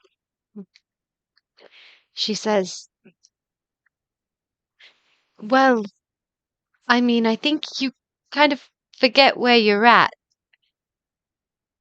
We were called back here to help you move on. That's why I said if. And, Shanaira, turns to you and she goes, Nuri, Amaris, it's, well, I would say wonderful to see you again, but in the circumstances, it's not quite so in that way. And under this new enlightening moment, and she turns to Anastriana and she goes, I had no idea you were royalty. This is quite the enlightening moment, but, you know, this is the land of the dead.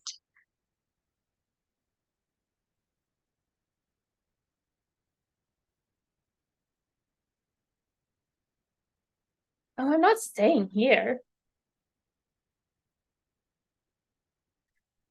Anastriana goes, you don't want to move on? Mom, I can't. My son needs me. You have a son? His name's Ami. Have you seen him? He has red hair, cute little blue streaks on his face. I can't say that I have. I've been dead a long while. And I've been It's just recently I was called up to help you move on. No, he's stuck between the land of the living and the dead. And then she kind of pauses and her eyes kind of like quirk and frown a little bit. As she looks a little confused for a moment, she goes, "Well, I was called back some time ago as well. I think it was maybe 2 years ago. It's a little fuzzy. Time Did you is a see little anyone? irrelevant. Um, I remember." She kind of like is trying to rack her brain. She goes, "Sorry, it's again long time fuzzy, but I do remember seeing a little boy. Red hair, you said? Yes. He was very lost and confused, but he did not cross, nor did he go up the hill.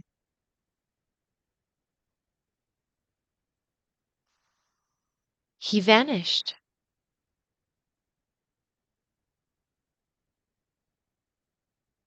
Was there anything around him when he vanished? He seemed in pain. I was over on this side, so I couldn't see much, and then he vanished.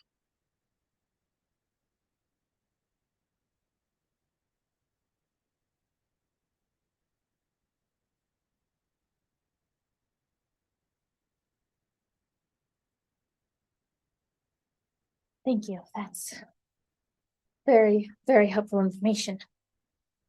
If only had my notebook.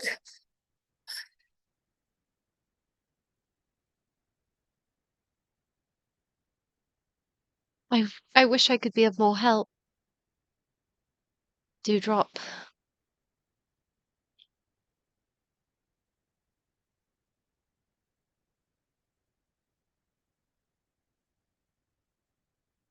You have helped me a lot, Mom.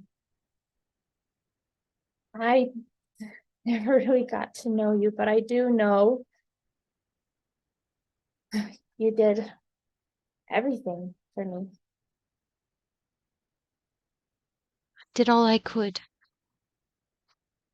Just to see the young woman you've come and grown up to be. It's beautiful to see. You've a light in your eyes, Nuri.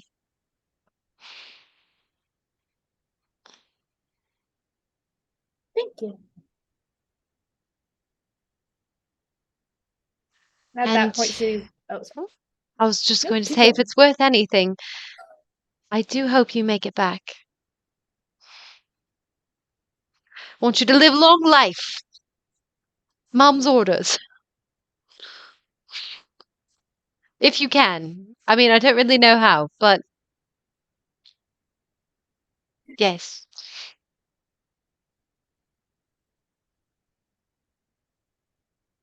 At this moment, Nuri will then turn to Shania. Yes. They both kind of have very similar voices. Yes.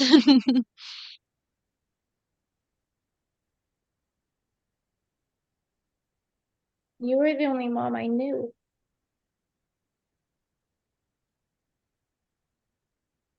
Oh, honey. You are strong and capable. That fiery little girl that I knew way back when.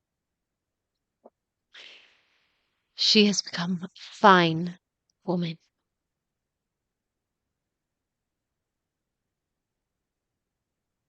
So sorry, Mother. Don't blame yourself for what happened. It was not your fault.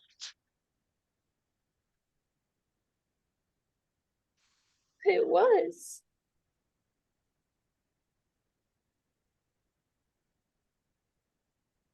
You could have never known.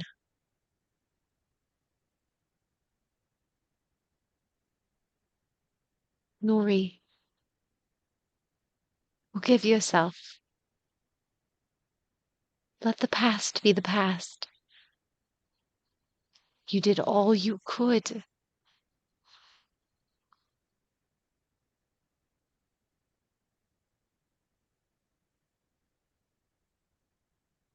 I really miss you. And I miss you too.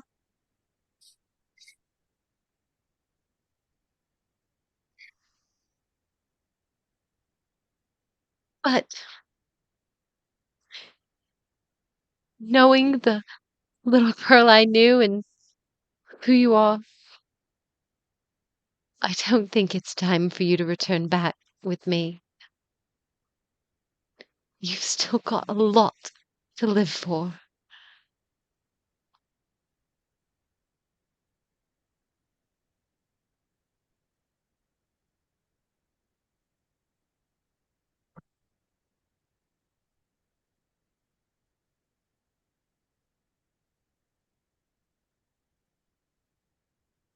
I'll try to make you proud. You already have.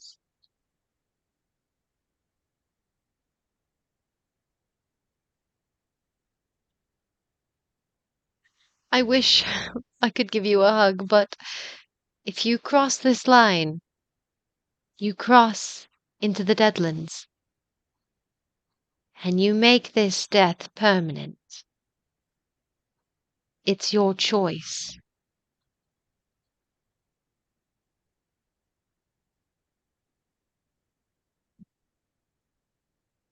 I'll look at both of my moms. Give them a smile. Thank you so much for coming for me. Of Like course. I said before, I'm not staying.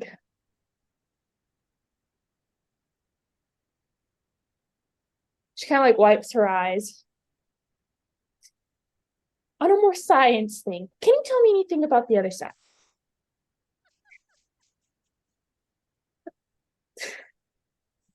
Denaira just laughs.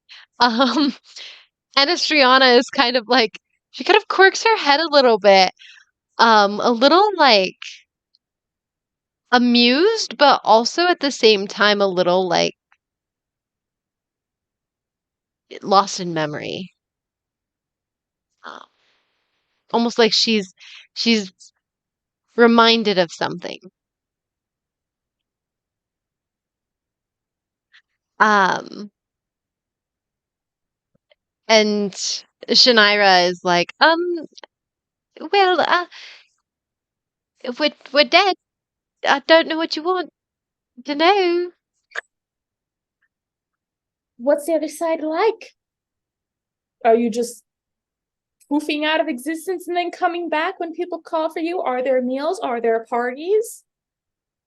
Is it just cold and foggy the entire time, or is it like light and shiny on the other side?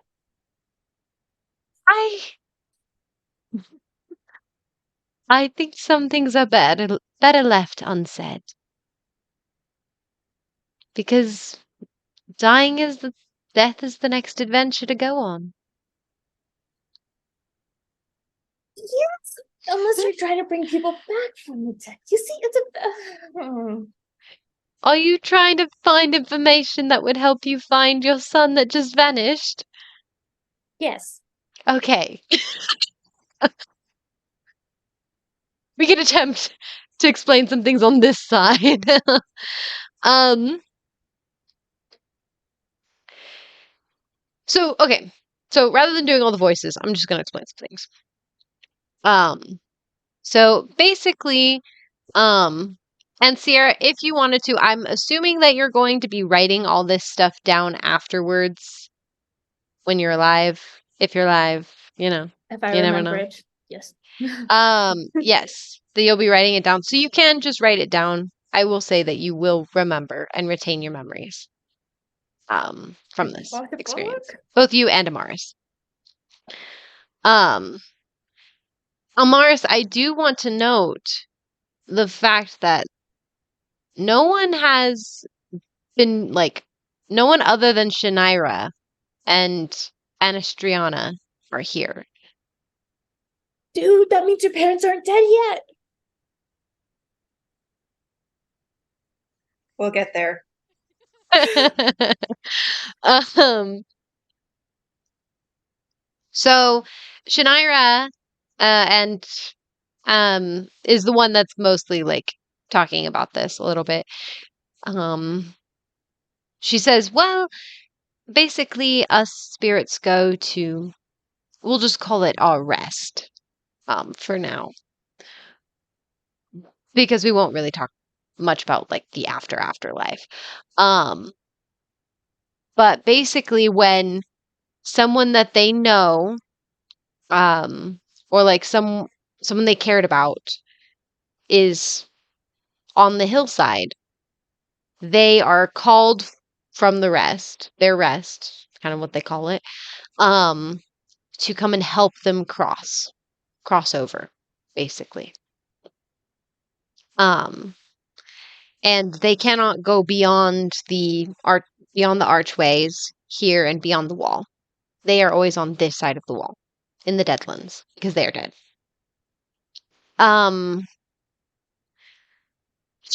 Anastriana will pipe in and talk about how basically there have been some people that have been like vanishing without going to a side, which is weird and not normal. And she doesn't know anything other than all the people who have been vanishing have collapsed in pain and then vanished.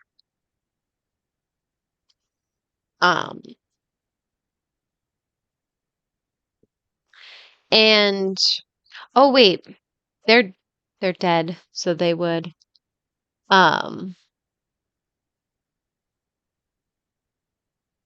yeah, no, actually they would have higher low, actually. Hi.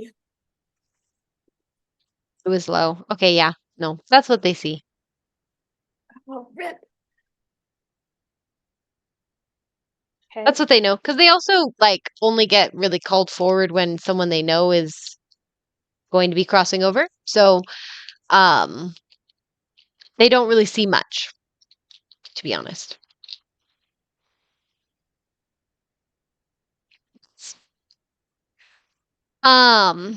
Anastriana does, kind of like look at you a little wistfully. And she just has this small little smile and she goes, you reminded me of my brother. Very analytical. Azen, you said? Azen Windrell. I've heard of him. He's been traveling in the mortal realm on the summer side. Oh. Interesting. I knew he went visits into the mortal realm, but not that he would ever travel on Summerside. But It's a little then worse, again, actually. I kept my visits to the Summerside very secret as well.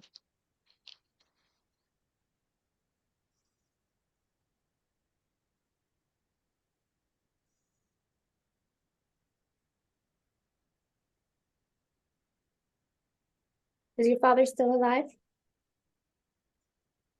I guess my grandpa? No. Wait. Yes? Wait. Hold on. Emily has to remember the story behind that real quick. No, yes, no. Um, yes. Wait. No, he vanished like the other people because she was called back for him, but he vanished. How long do you remember how long ago that was?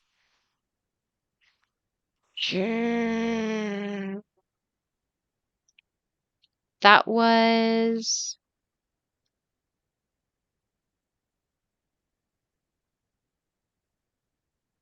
1 month ago. Oh.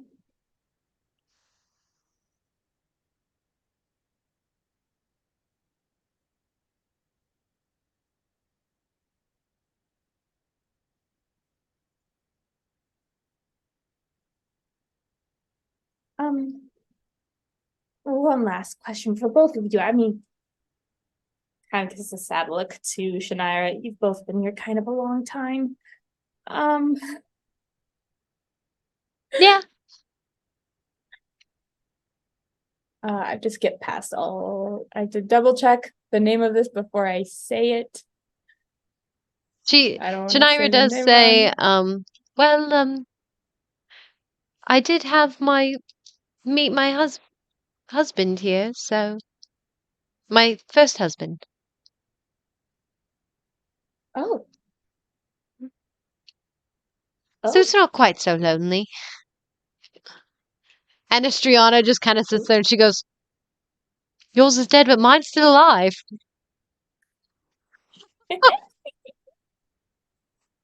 Oof, that's so You're like, funny. I'm just waiting. He's got a long life ahead of him. Oh, I have so much lore in my backstory. I'm trying to just find one flippin' name. I passed it. Have either of you heard of the Heralder, perchance? The Heralder. Mm-hmm. Do you know anything? Haven't heard anything of the sort. That's Um, okay. how long ago did Shania die? Naya died. Let me scroll back up. uh,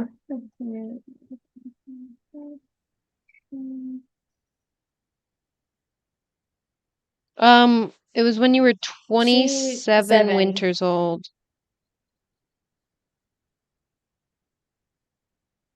And let me So, check how old I am now. yeah, how old are you?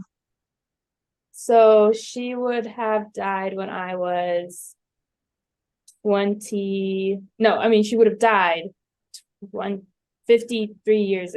50. If it's like 50, if it's around there somewhere, then 50 she does not know something years. anything. 50. She actually 40. Shania would mention, well, the Heralder, it was just a little tale that you would tell children. Oh, Yeah, of kind of like a monster under the bed type deal. If you don't go and get to bed, the Heralder is gonna crawl out and eat you. Kind of morbid. That's why I never really told that tale to any of you all.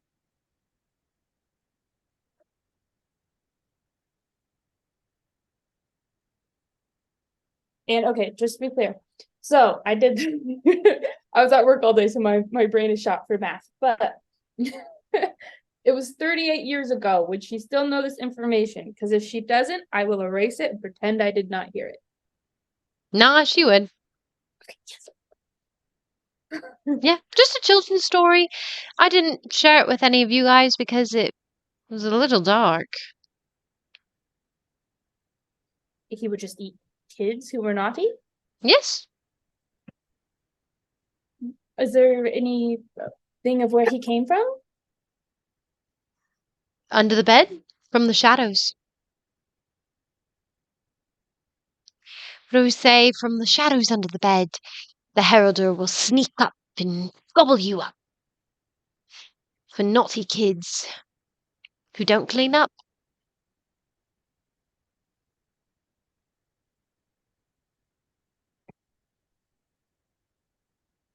Ah.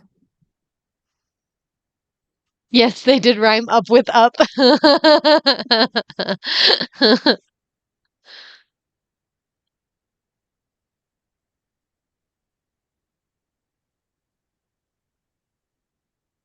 Thank you both. Amaris, are there any questions you want to ask? Just by looking at her, you can tell there is one question that she wants to ask, but is dreading asking it. What's So the she question? stands there. She stands there and just kind of like takes a deep breath.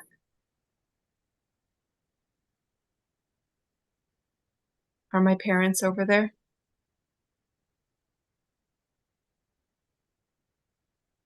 Shanaira is the one who responds, looking at you, and she goes, "No, they are not here."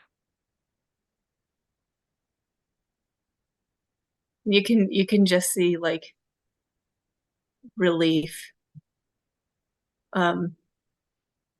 wash over her face, and she relaxes a lot.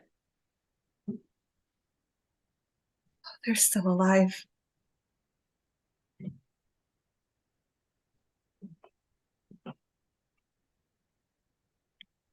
And she just she falls to her knees as a few tears just start streaming down her face.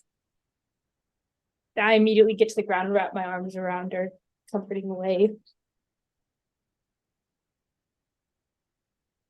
No.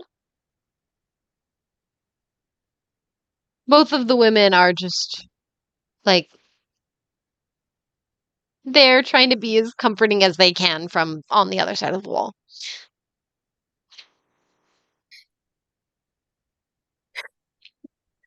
Air pats.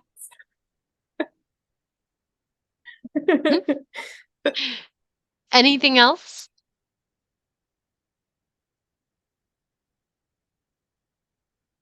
What did it feel like to cross? So I'm on the ground patting her back. Calm. Not in a alarming, scary way. It was refreshing, yet stale. Crossing over.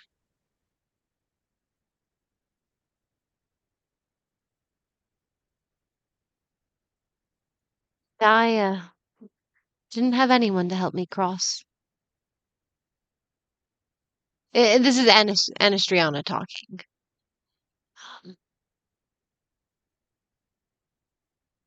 Mm.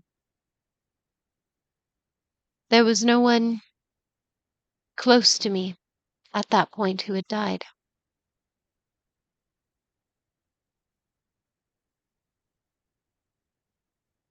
But it's all right. I'm here for you to make sure that doesn't happen. I'll be here waiting when you're actually ready to come. Do my grandparents think I'm alive or dead? Did they know you had me? No. They do not know of your existence. At least, I don't believe they do. I attempted to keep you a secret when I found out. It was Roland they discovered. Me courting him. This is, well, him courting me and me courting him. It was back and forth, really, but a give and take. She kind of laughs a little and she goes, "Oh, and when he bought me those roses." Anyways. um she says, "Well, they discovered that well, a winter court, courting with a that sounds a little funny. Winter court courting a summer court. um, when they found the both of us, that's when it all went a little south. And I was able to have a friend of mine bring you to Roland before I was disposed of. Who was it?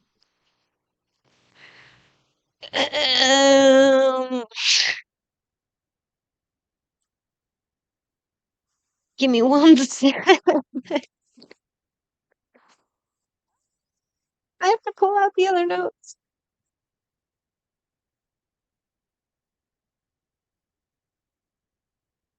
Come on.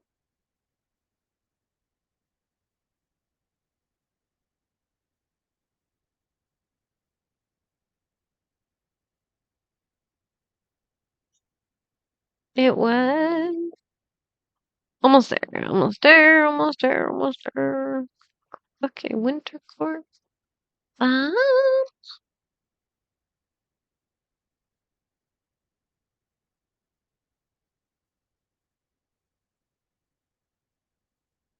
um,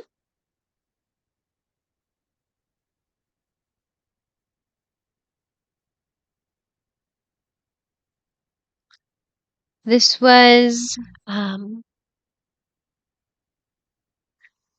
my friend. Um, how do I say that? I wrote it down, but I'm trying to figure out how to pronounce it. um, it was Miriani Ranthyra.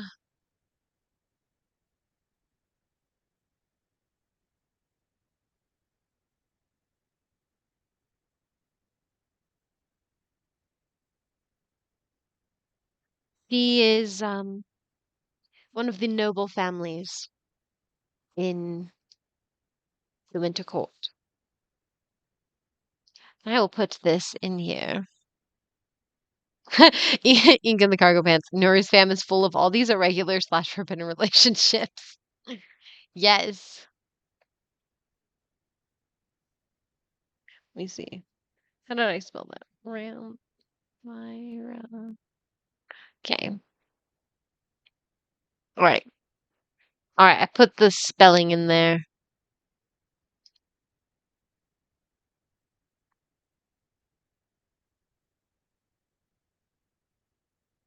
Okay.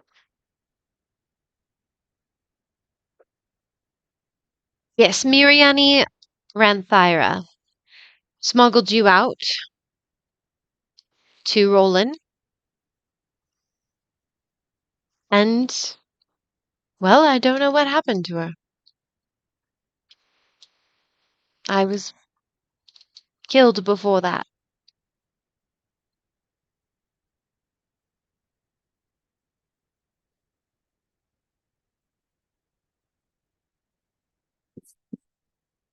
Well, if I find her, is there anything you want me to tell her? Or anything you want me to tell father?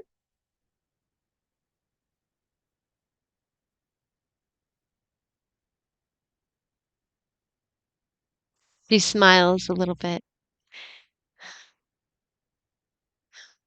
You can tell her thank you for me. As for Roland, she kind of quirks a little bit and quirks a little bit of a smile as she just says,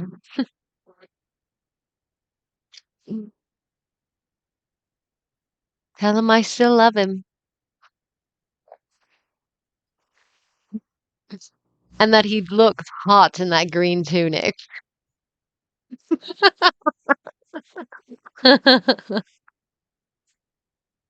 And she kind of laughs a little bit and she just goes, no, you can just tell him that I love him still.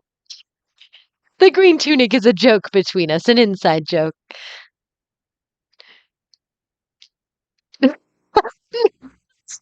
the comments, it says, tell him I still love him and to die soon. That maybe, but what she wants, but she also doesn't want it. She's like, if he came, that would be awesome, but I'm not wishing it upon him. He'll come in his due time.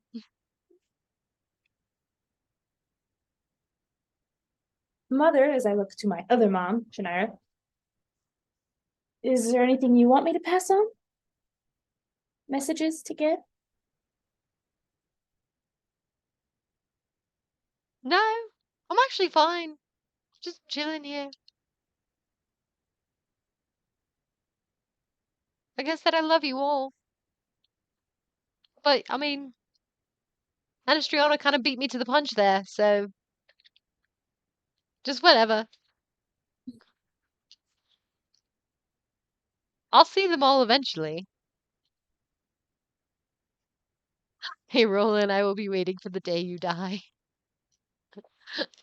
Oh my goodness.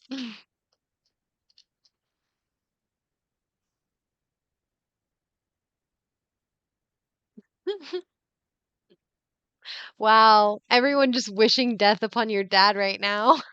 Everyone's like, Anastriana deserves Roland in death right now. Kill him.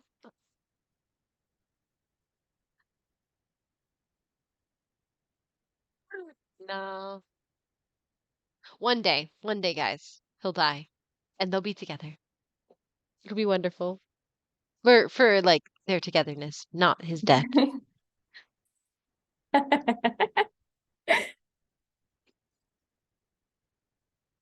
Maybe it'll be on a day the video camera works.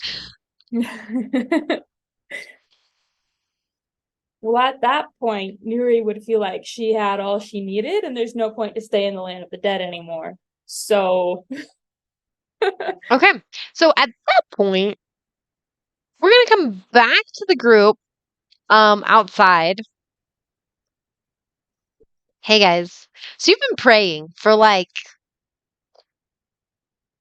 10 minutes now.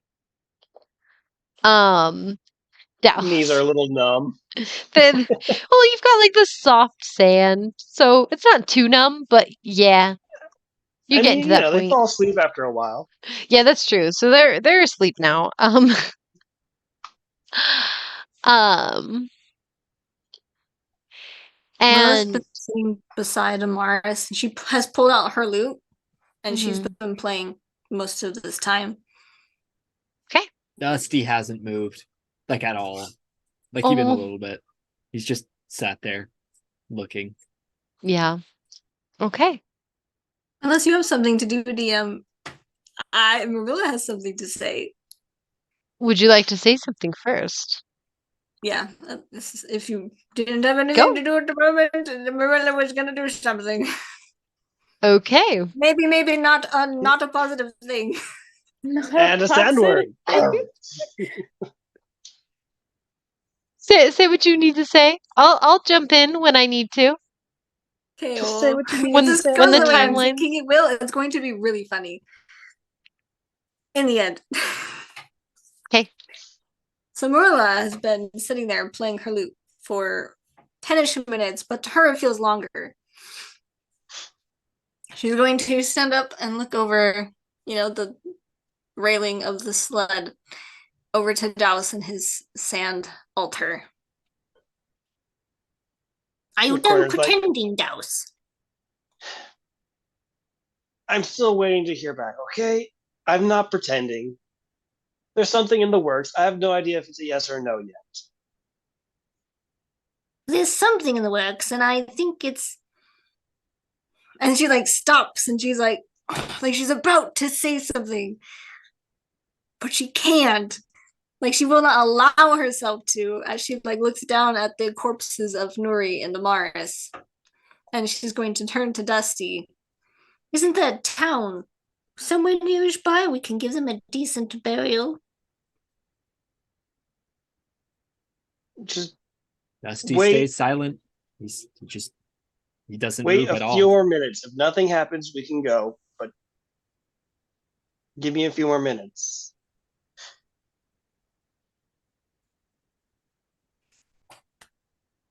Alice. Yes, We all know you're not a cleric. You don't have to do this. I know I'm not a cleric. I told you. I'm in training, more or less. But there is a chance that they can come back. And until that happens, until I know if this is a yes or a no, I will be sitting here praying. Is it worth the time we're waste? And then she again she tries to say something, but she just cannot allow herself to. And she looks back down again at their corpses. Merilla, it is midday, and it is blistering hot out. We're in shade. Enjoy it while you can.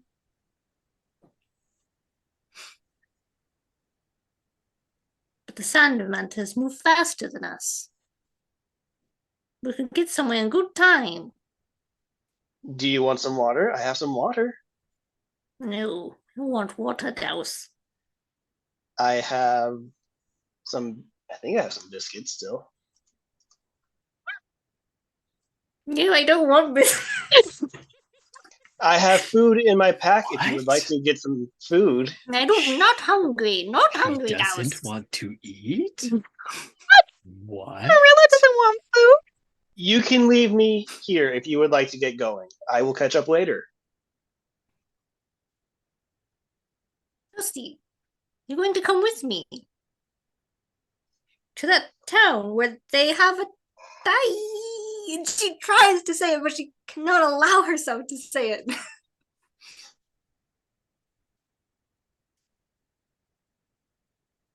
I High or hate low? this. High or low, actually. I am a 5-year-old. Low and high. Eeny, meeny, miny, mo, catch a tiger by the star. My mother's the very best one is not you. Low. Put.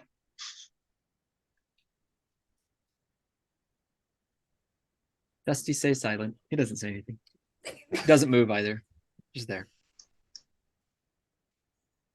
So, Douse, Mm-hmm. you feel a presence in your mind, different from your bracelet, more powerful, something more distinct, just a presence. And make sure. And you hear a very very soft woman's voice as it just you hear, what is your reason for this? Douse is immediately going to drop down and plant his forehead into the sand. um, is completely humble and just bowing. He's like, I have two good people here that I was hoping you might be able to bring back. Why? He's not going to. They are good people, and though we do not get along, I feel that they could do a great good for.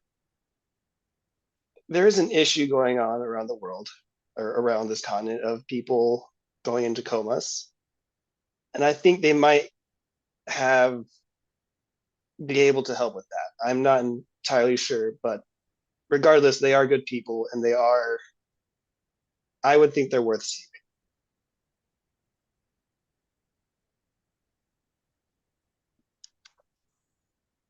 And you vouch for them?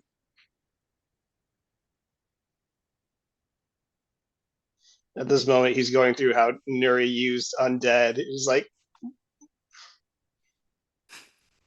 their methods are strange, but their hearts are in the right place. For that, I can vouch. Hmm.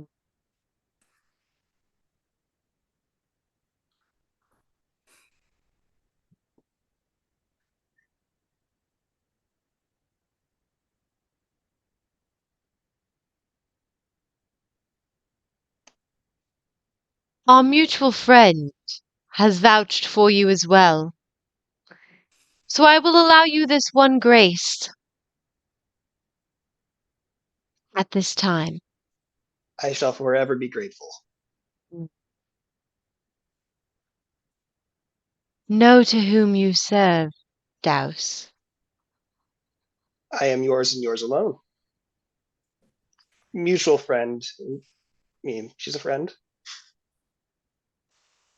She is.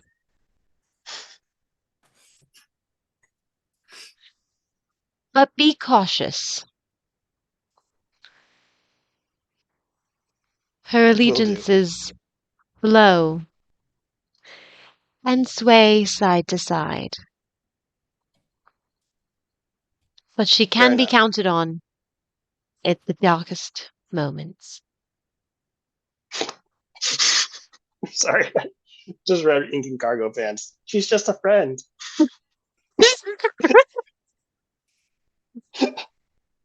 Bad time to look at chat. Just saying. So she says that. Mm.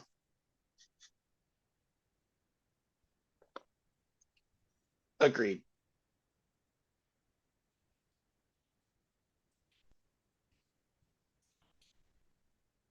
Do well.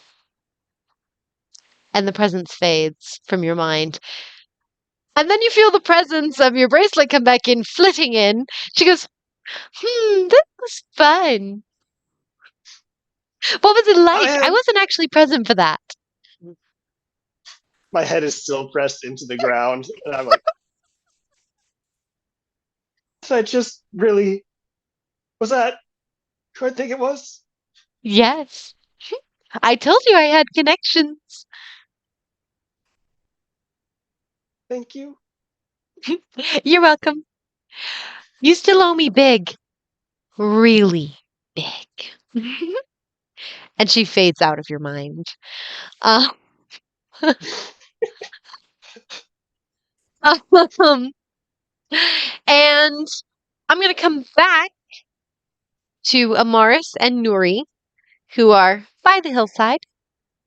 I will say all of that was probably, at least it was not in Douse's mind, because he had been in such shock that he was not thinking of speaking only in his mind, but he was just like, yes. I was going to ask about that. Yeah, so that was all verbally out loud from your responses. All the mental stuff from me was in your head. But Yes. so you guys heard Douse's responses. On that note, back to Nuri and Amaris at the hillside. As you guys are kneeling there, and you still feel this tug towards the deadlands, this little pull that's just gently being like, "Hey, it's okay." That pull doesn't go away, but it definitely lessens and isn't as strong of a pull. And you feel a warmth behind you where it used to be uncomfortable. That big bright light, it's now feeling more comfortable and warm. But you guys are still facing the Deadlands right now and your mom's. Um, And despite all Amaris- that, they cross over. Amaris like feels the warmth and comfort and just kind of looks behind her. You look behind you and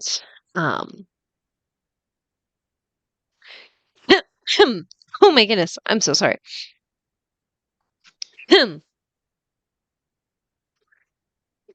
The TM dies. Guys. And the game ends. World's over. No, just kidding. You lose. Black background, red letters. Why did I have just a random flashback to the Stanley Parable? Oh goodness. Okay. Get up, Stanley. Dane. You knew that game. Okay. Anyways, so basically, you look back and you see the light, now warm and inviting. Um, and you can't make out an individual, but you can make out a hand reaching out to you almost from this light. Very divine. Um, and it seems to be just like kind of like calling you back towards the light and saying, there's still time for you. Your time in this world has not yet passed, but the option is open for you, and the choice is yours. You may live, or you may pass on. It is yours to choose. Quick question. And Do I hear this too, or is it just yes, Amaris? yes, Sierra, you Oh, also hear this. Um, and with that, the hand will fade away back into the light. And yeah, you see Amaris is gonna Anastriana. Oh, sorry. Anastriana um, just kind of is like, what? Now, Mars. Amaris turns back to Nuri. Well, shall we head back then? take a last look around, like I'm trying to memorize everything. Maybe pluck a thing off the grass, maybe chew it, see what it tastes like. I'm like, Taste nothing, actually. You can't taste anything.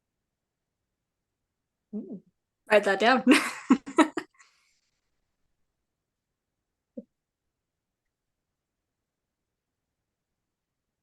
And with that, they both. I'm guessing they both head back up to the light. I'd link arms with Amaris, so anything happens, we don't get separated. Okay. And as you start walking up the hill, your moms are waving their goodbyes and they dissipate back into the mist. The little faint foggy mist behind the deadlands.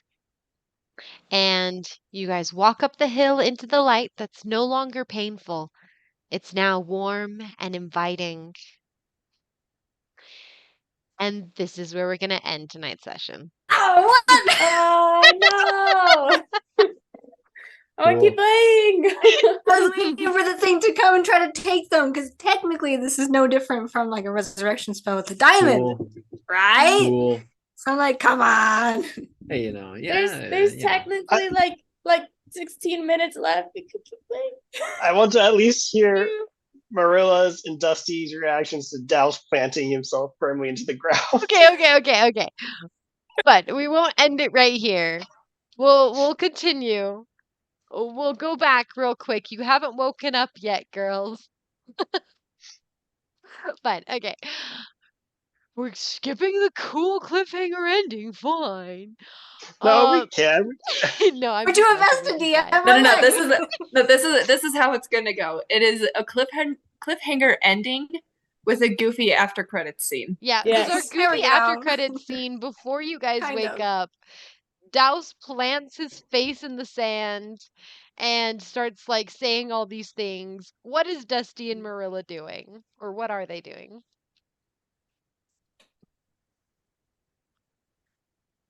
Yeah, Dusty actually cocks his head up towards Douse. The only time he's moved in the past like 15 minutes or so. He like looks up towards it. That's weird. But he doesn't say anything.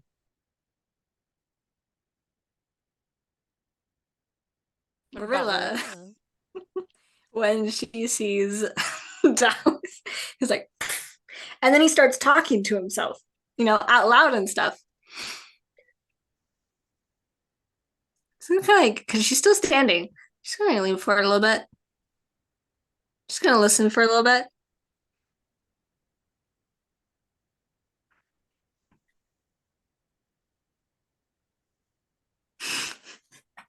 Well, Douse, It's very common, when liars feel like they're about to be exposed, that they try to lie a little bit harder. You don't have to lie a little bit harder. Douse doesn't pay you any mind, and he just keeps going on his ramblings because he is talking to a god right now. Somewhere else. So after 5 minutes of your rambling and talking, the presence fades. You have a minute of or a couple seconds of the bracelet coming in, saying her spiel, and then that all fades again. So as this progresses and as Douse continues to talk out loud to himself, the scorn and skepticism that was all over Merilla's face as she continues to listen a little bit more starts to chink a little bit. But it's still there. But she's kind of like, is it? Like, what? And there's almost kind of a little bit of glimmer of hope that rises in her shoulders. I would say after all that conversation, Douse, he's too exhausted from everything to move. So he would just kind of sit there in silence with his head still on the ground, just taking everything that had just happened until there's sound from outside around. The shards of hope, guys. The shards of hope. I still think we should have done 0 takes. You were the one who wanted the hope thing in it. Okay, but Shards I'm of sorry, taking guys. zeros. Shards of hope just sounds super tacky. 0 shards of taking hope. Doesn't make any sense. Taking 0 hope. Wait. Taking Zero. 0 shards of taking 0 hope. Got it. Let's go. We can always change our name when we get back to the guild. Yeah, Yeah, you we can always- re-register. Rebrand. You're on. Paperwork. It is paperwork. I really like Shards of Hope. I'm enjoying the Same. tackiness. I am relishing in the full on. It's like I'm in molasses. I'm just happy, This is Molasses. sweetness all around me. Oh my goodness. And with that end credit scene, we will end the session. Are there any comments, any things the players you guys want to say, or the audience who's been watching, any questions you have, any thoughts? Not enough lore. There wasn't enough lore this session. I No, don't think. not at all. Mm-mm, what I the don't heck? think there was We need enough. more next time. I don't think Dusty, there was quick, enough. hide yeah. the book. There's just. Well, he has a great place to hide it, actually, but we haven't gone to that yet. Aw. Just What do you eats the think of book. the reveal of Nuri? Yeah, that was pretty cool. That was interesting. I did not expect that at all. Took some notes. As soon as the mom said yeah, I'm royalty, I was like, no, because all the different complications with Wow. that, recognizing that she's a winter elf, and we know that Nuri is a summer elf, and all that stuff. So I was like, Yeah. It's complicated. And then Nuri's attitude, where it's like, you don't think of her as royalty when you look at her. Just saying, you look at her as more of a well, she scholar wasn't than raised anything. as royalty, so of course. I know, but that is So? going to be so mind-boggling to at least Douse and probably the others as well. Is what I assume. Okay, he's Weird. 18, he doesn't know. He doesn't get it. No, he doesn't We'll get see. anything. I see. He doesn't get anything. He's still learning. It's He makes okay. promises to everything, It's but he doesn't okay, understand. Douse. It's okay. I'm patting you Question, gently on the head. DM. Yes. Did I get any research points for being in the Oh, land of yeah. death, tasting grass, learning all these things, and also coming back to life? Please give me research points. I was asking. Yes. I was putting it in. I'm like, research points? All of them? How many? Please. You I- will get 20 research points. Only 20. Okay. Only that's 20? Again. That's 20?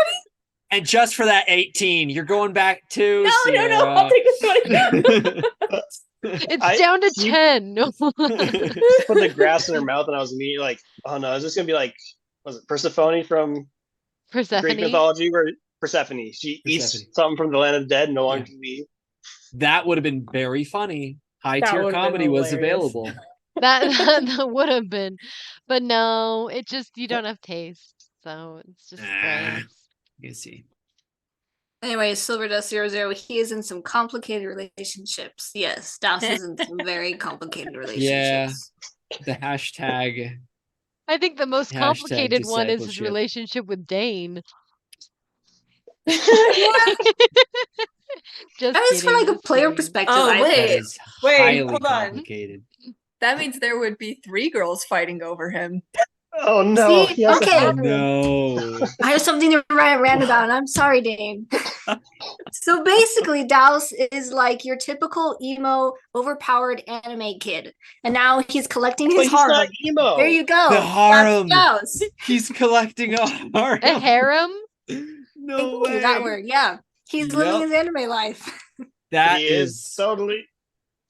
Wow, really Douse. I didn't He's realize like, you were an have anime you character. planned this, And- sir?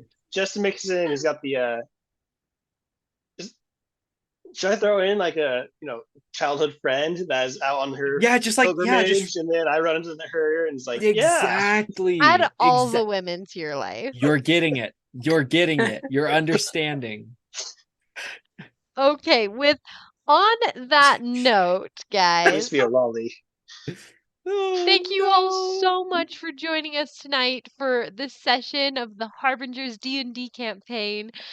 We are so sorry for all the technical difficulties, but we're grateful we were able to get back on track and start playing our session again, start playing the game. And we are so excited to hear more about your theories, your fan theories about what's going on, what's going to happen. Who is the identity of the bracelet and all of the will they, won't they, we love seeing the fan art that you guys have been sending in, and we love just you guys, just everything about you guys. We would not be here without you. So thank you to the fans, to the watchers, to the viewers, to all of you guys, to the players as well. We love you guys. So I love you guys. I just want to add this is a clean D&D scream. There will be no lollies. No lollies? Appropriate comment. Thank Lollies, you, Merilla. lowlies, whatever you call them. Yeah, thank you, Merilla. I was just Appreciate poking it. at something Dane said earlier. Sorry. Oh. I just had to make that disclaimer. Disclaimer. Yes, Thank you, we Merilla. are a clean Appreciate it. stream, so no cursing, no sexual stuff. So Thank you. pretty cool. Thank you. All right, Hey, well, love every you with day. too, that, Emily. Super Thanks for great. DMing. yay, Yep. thanks. Obligatory. Love you too. Aw, thanks. Alrighty, love you Love you guys, guys. and Y'all are have amazing. a wonderful rest of your evening, and we'll see you next week. Bye. Bye.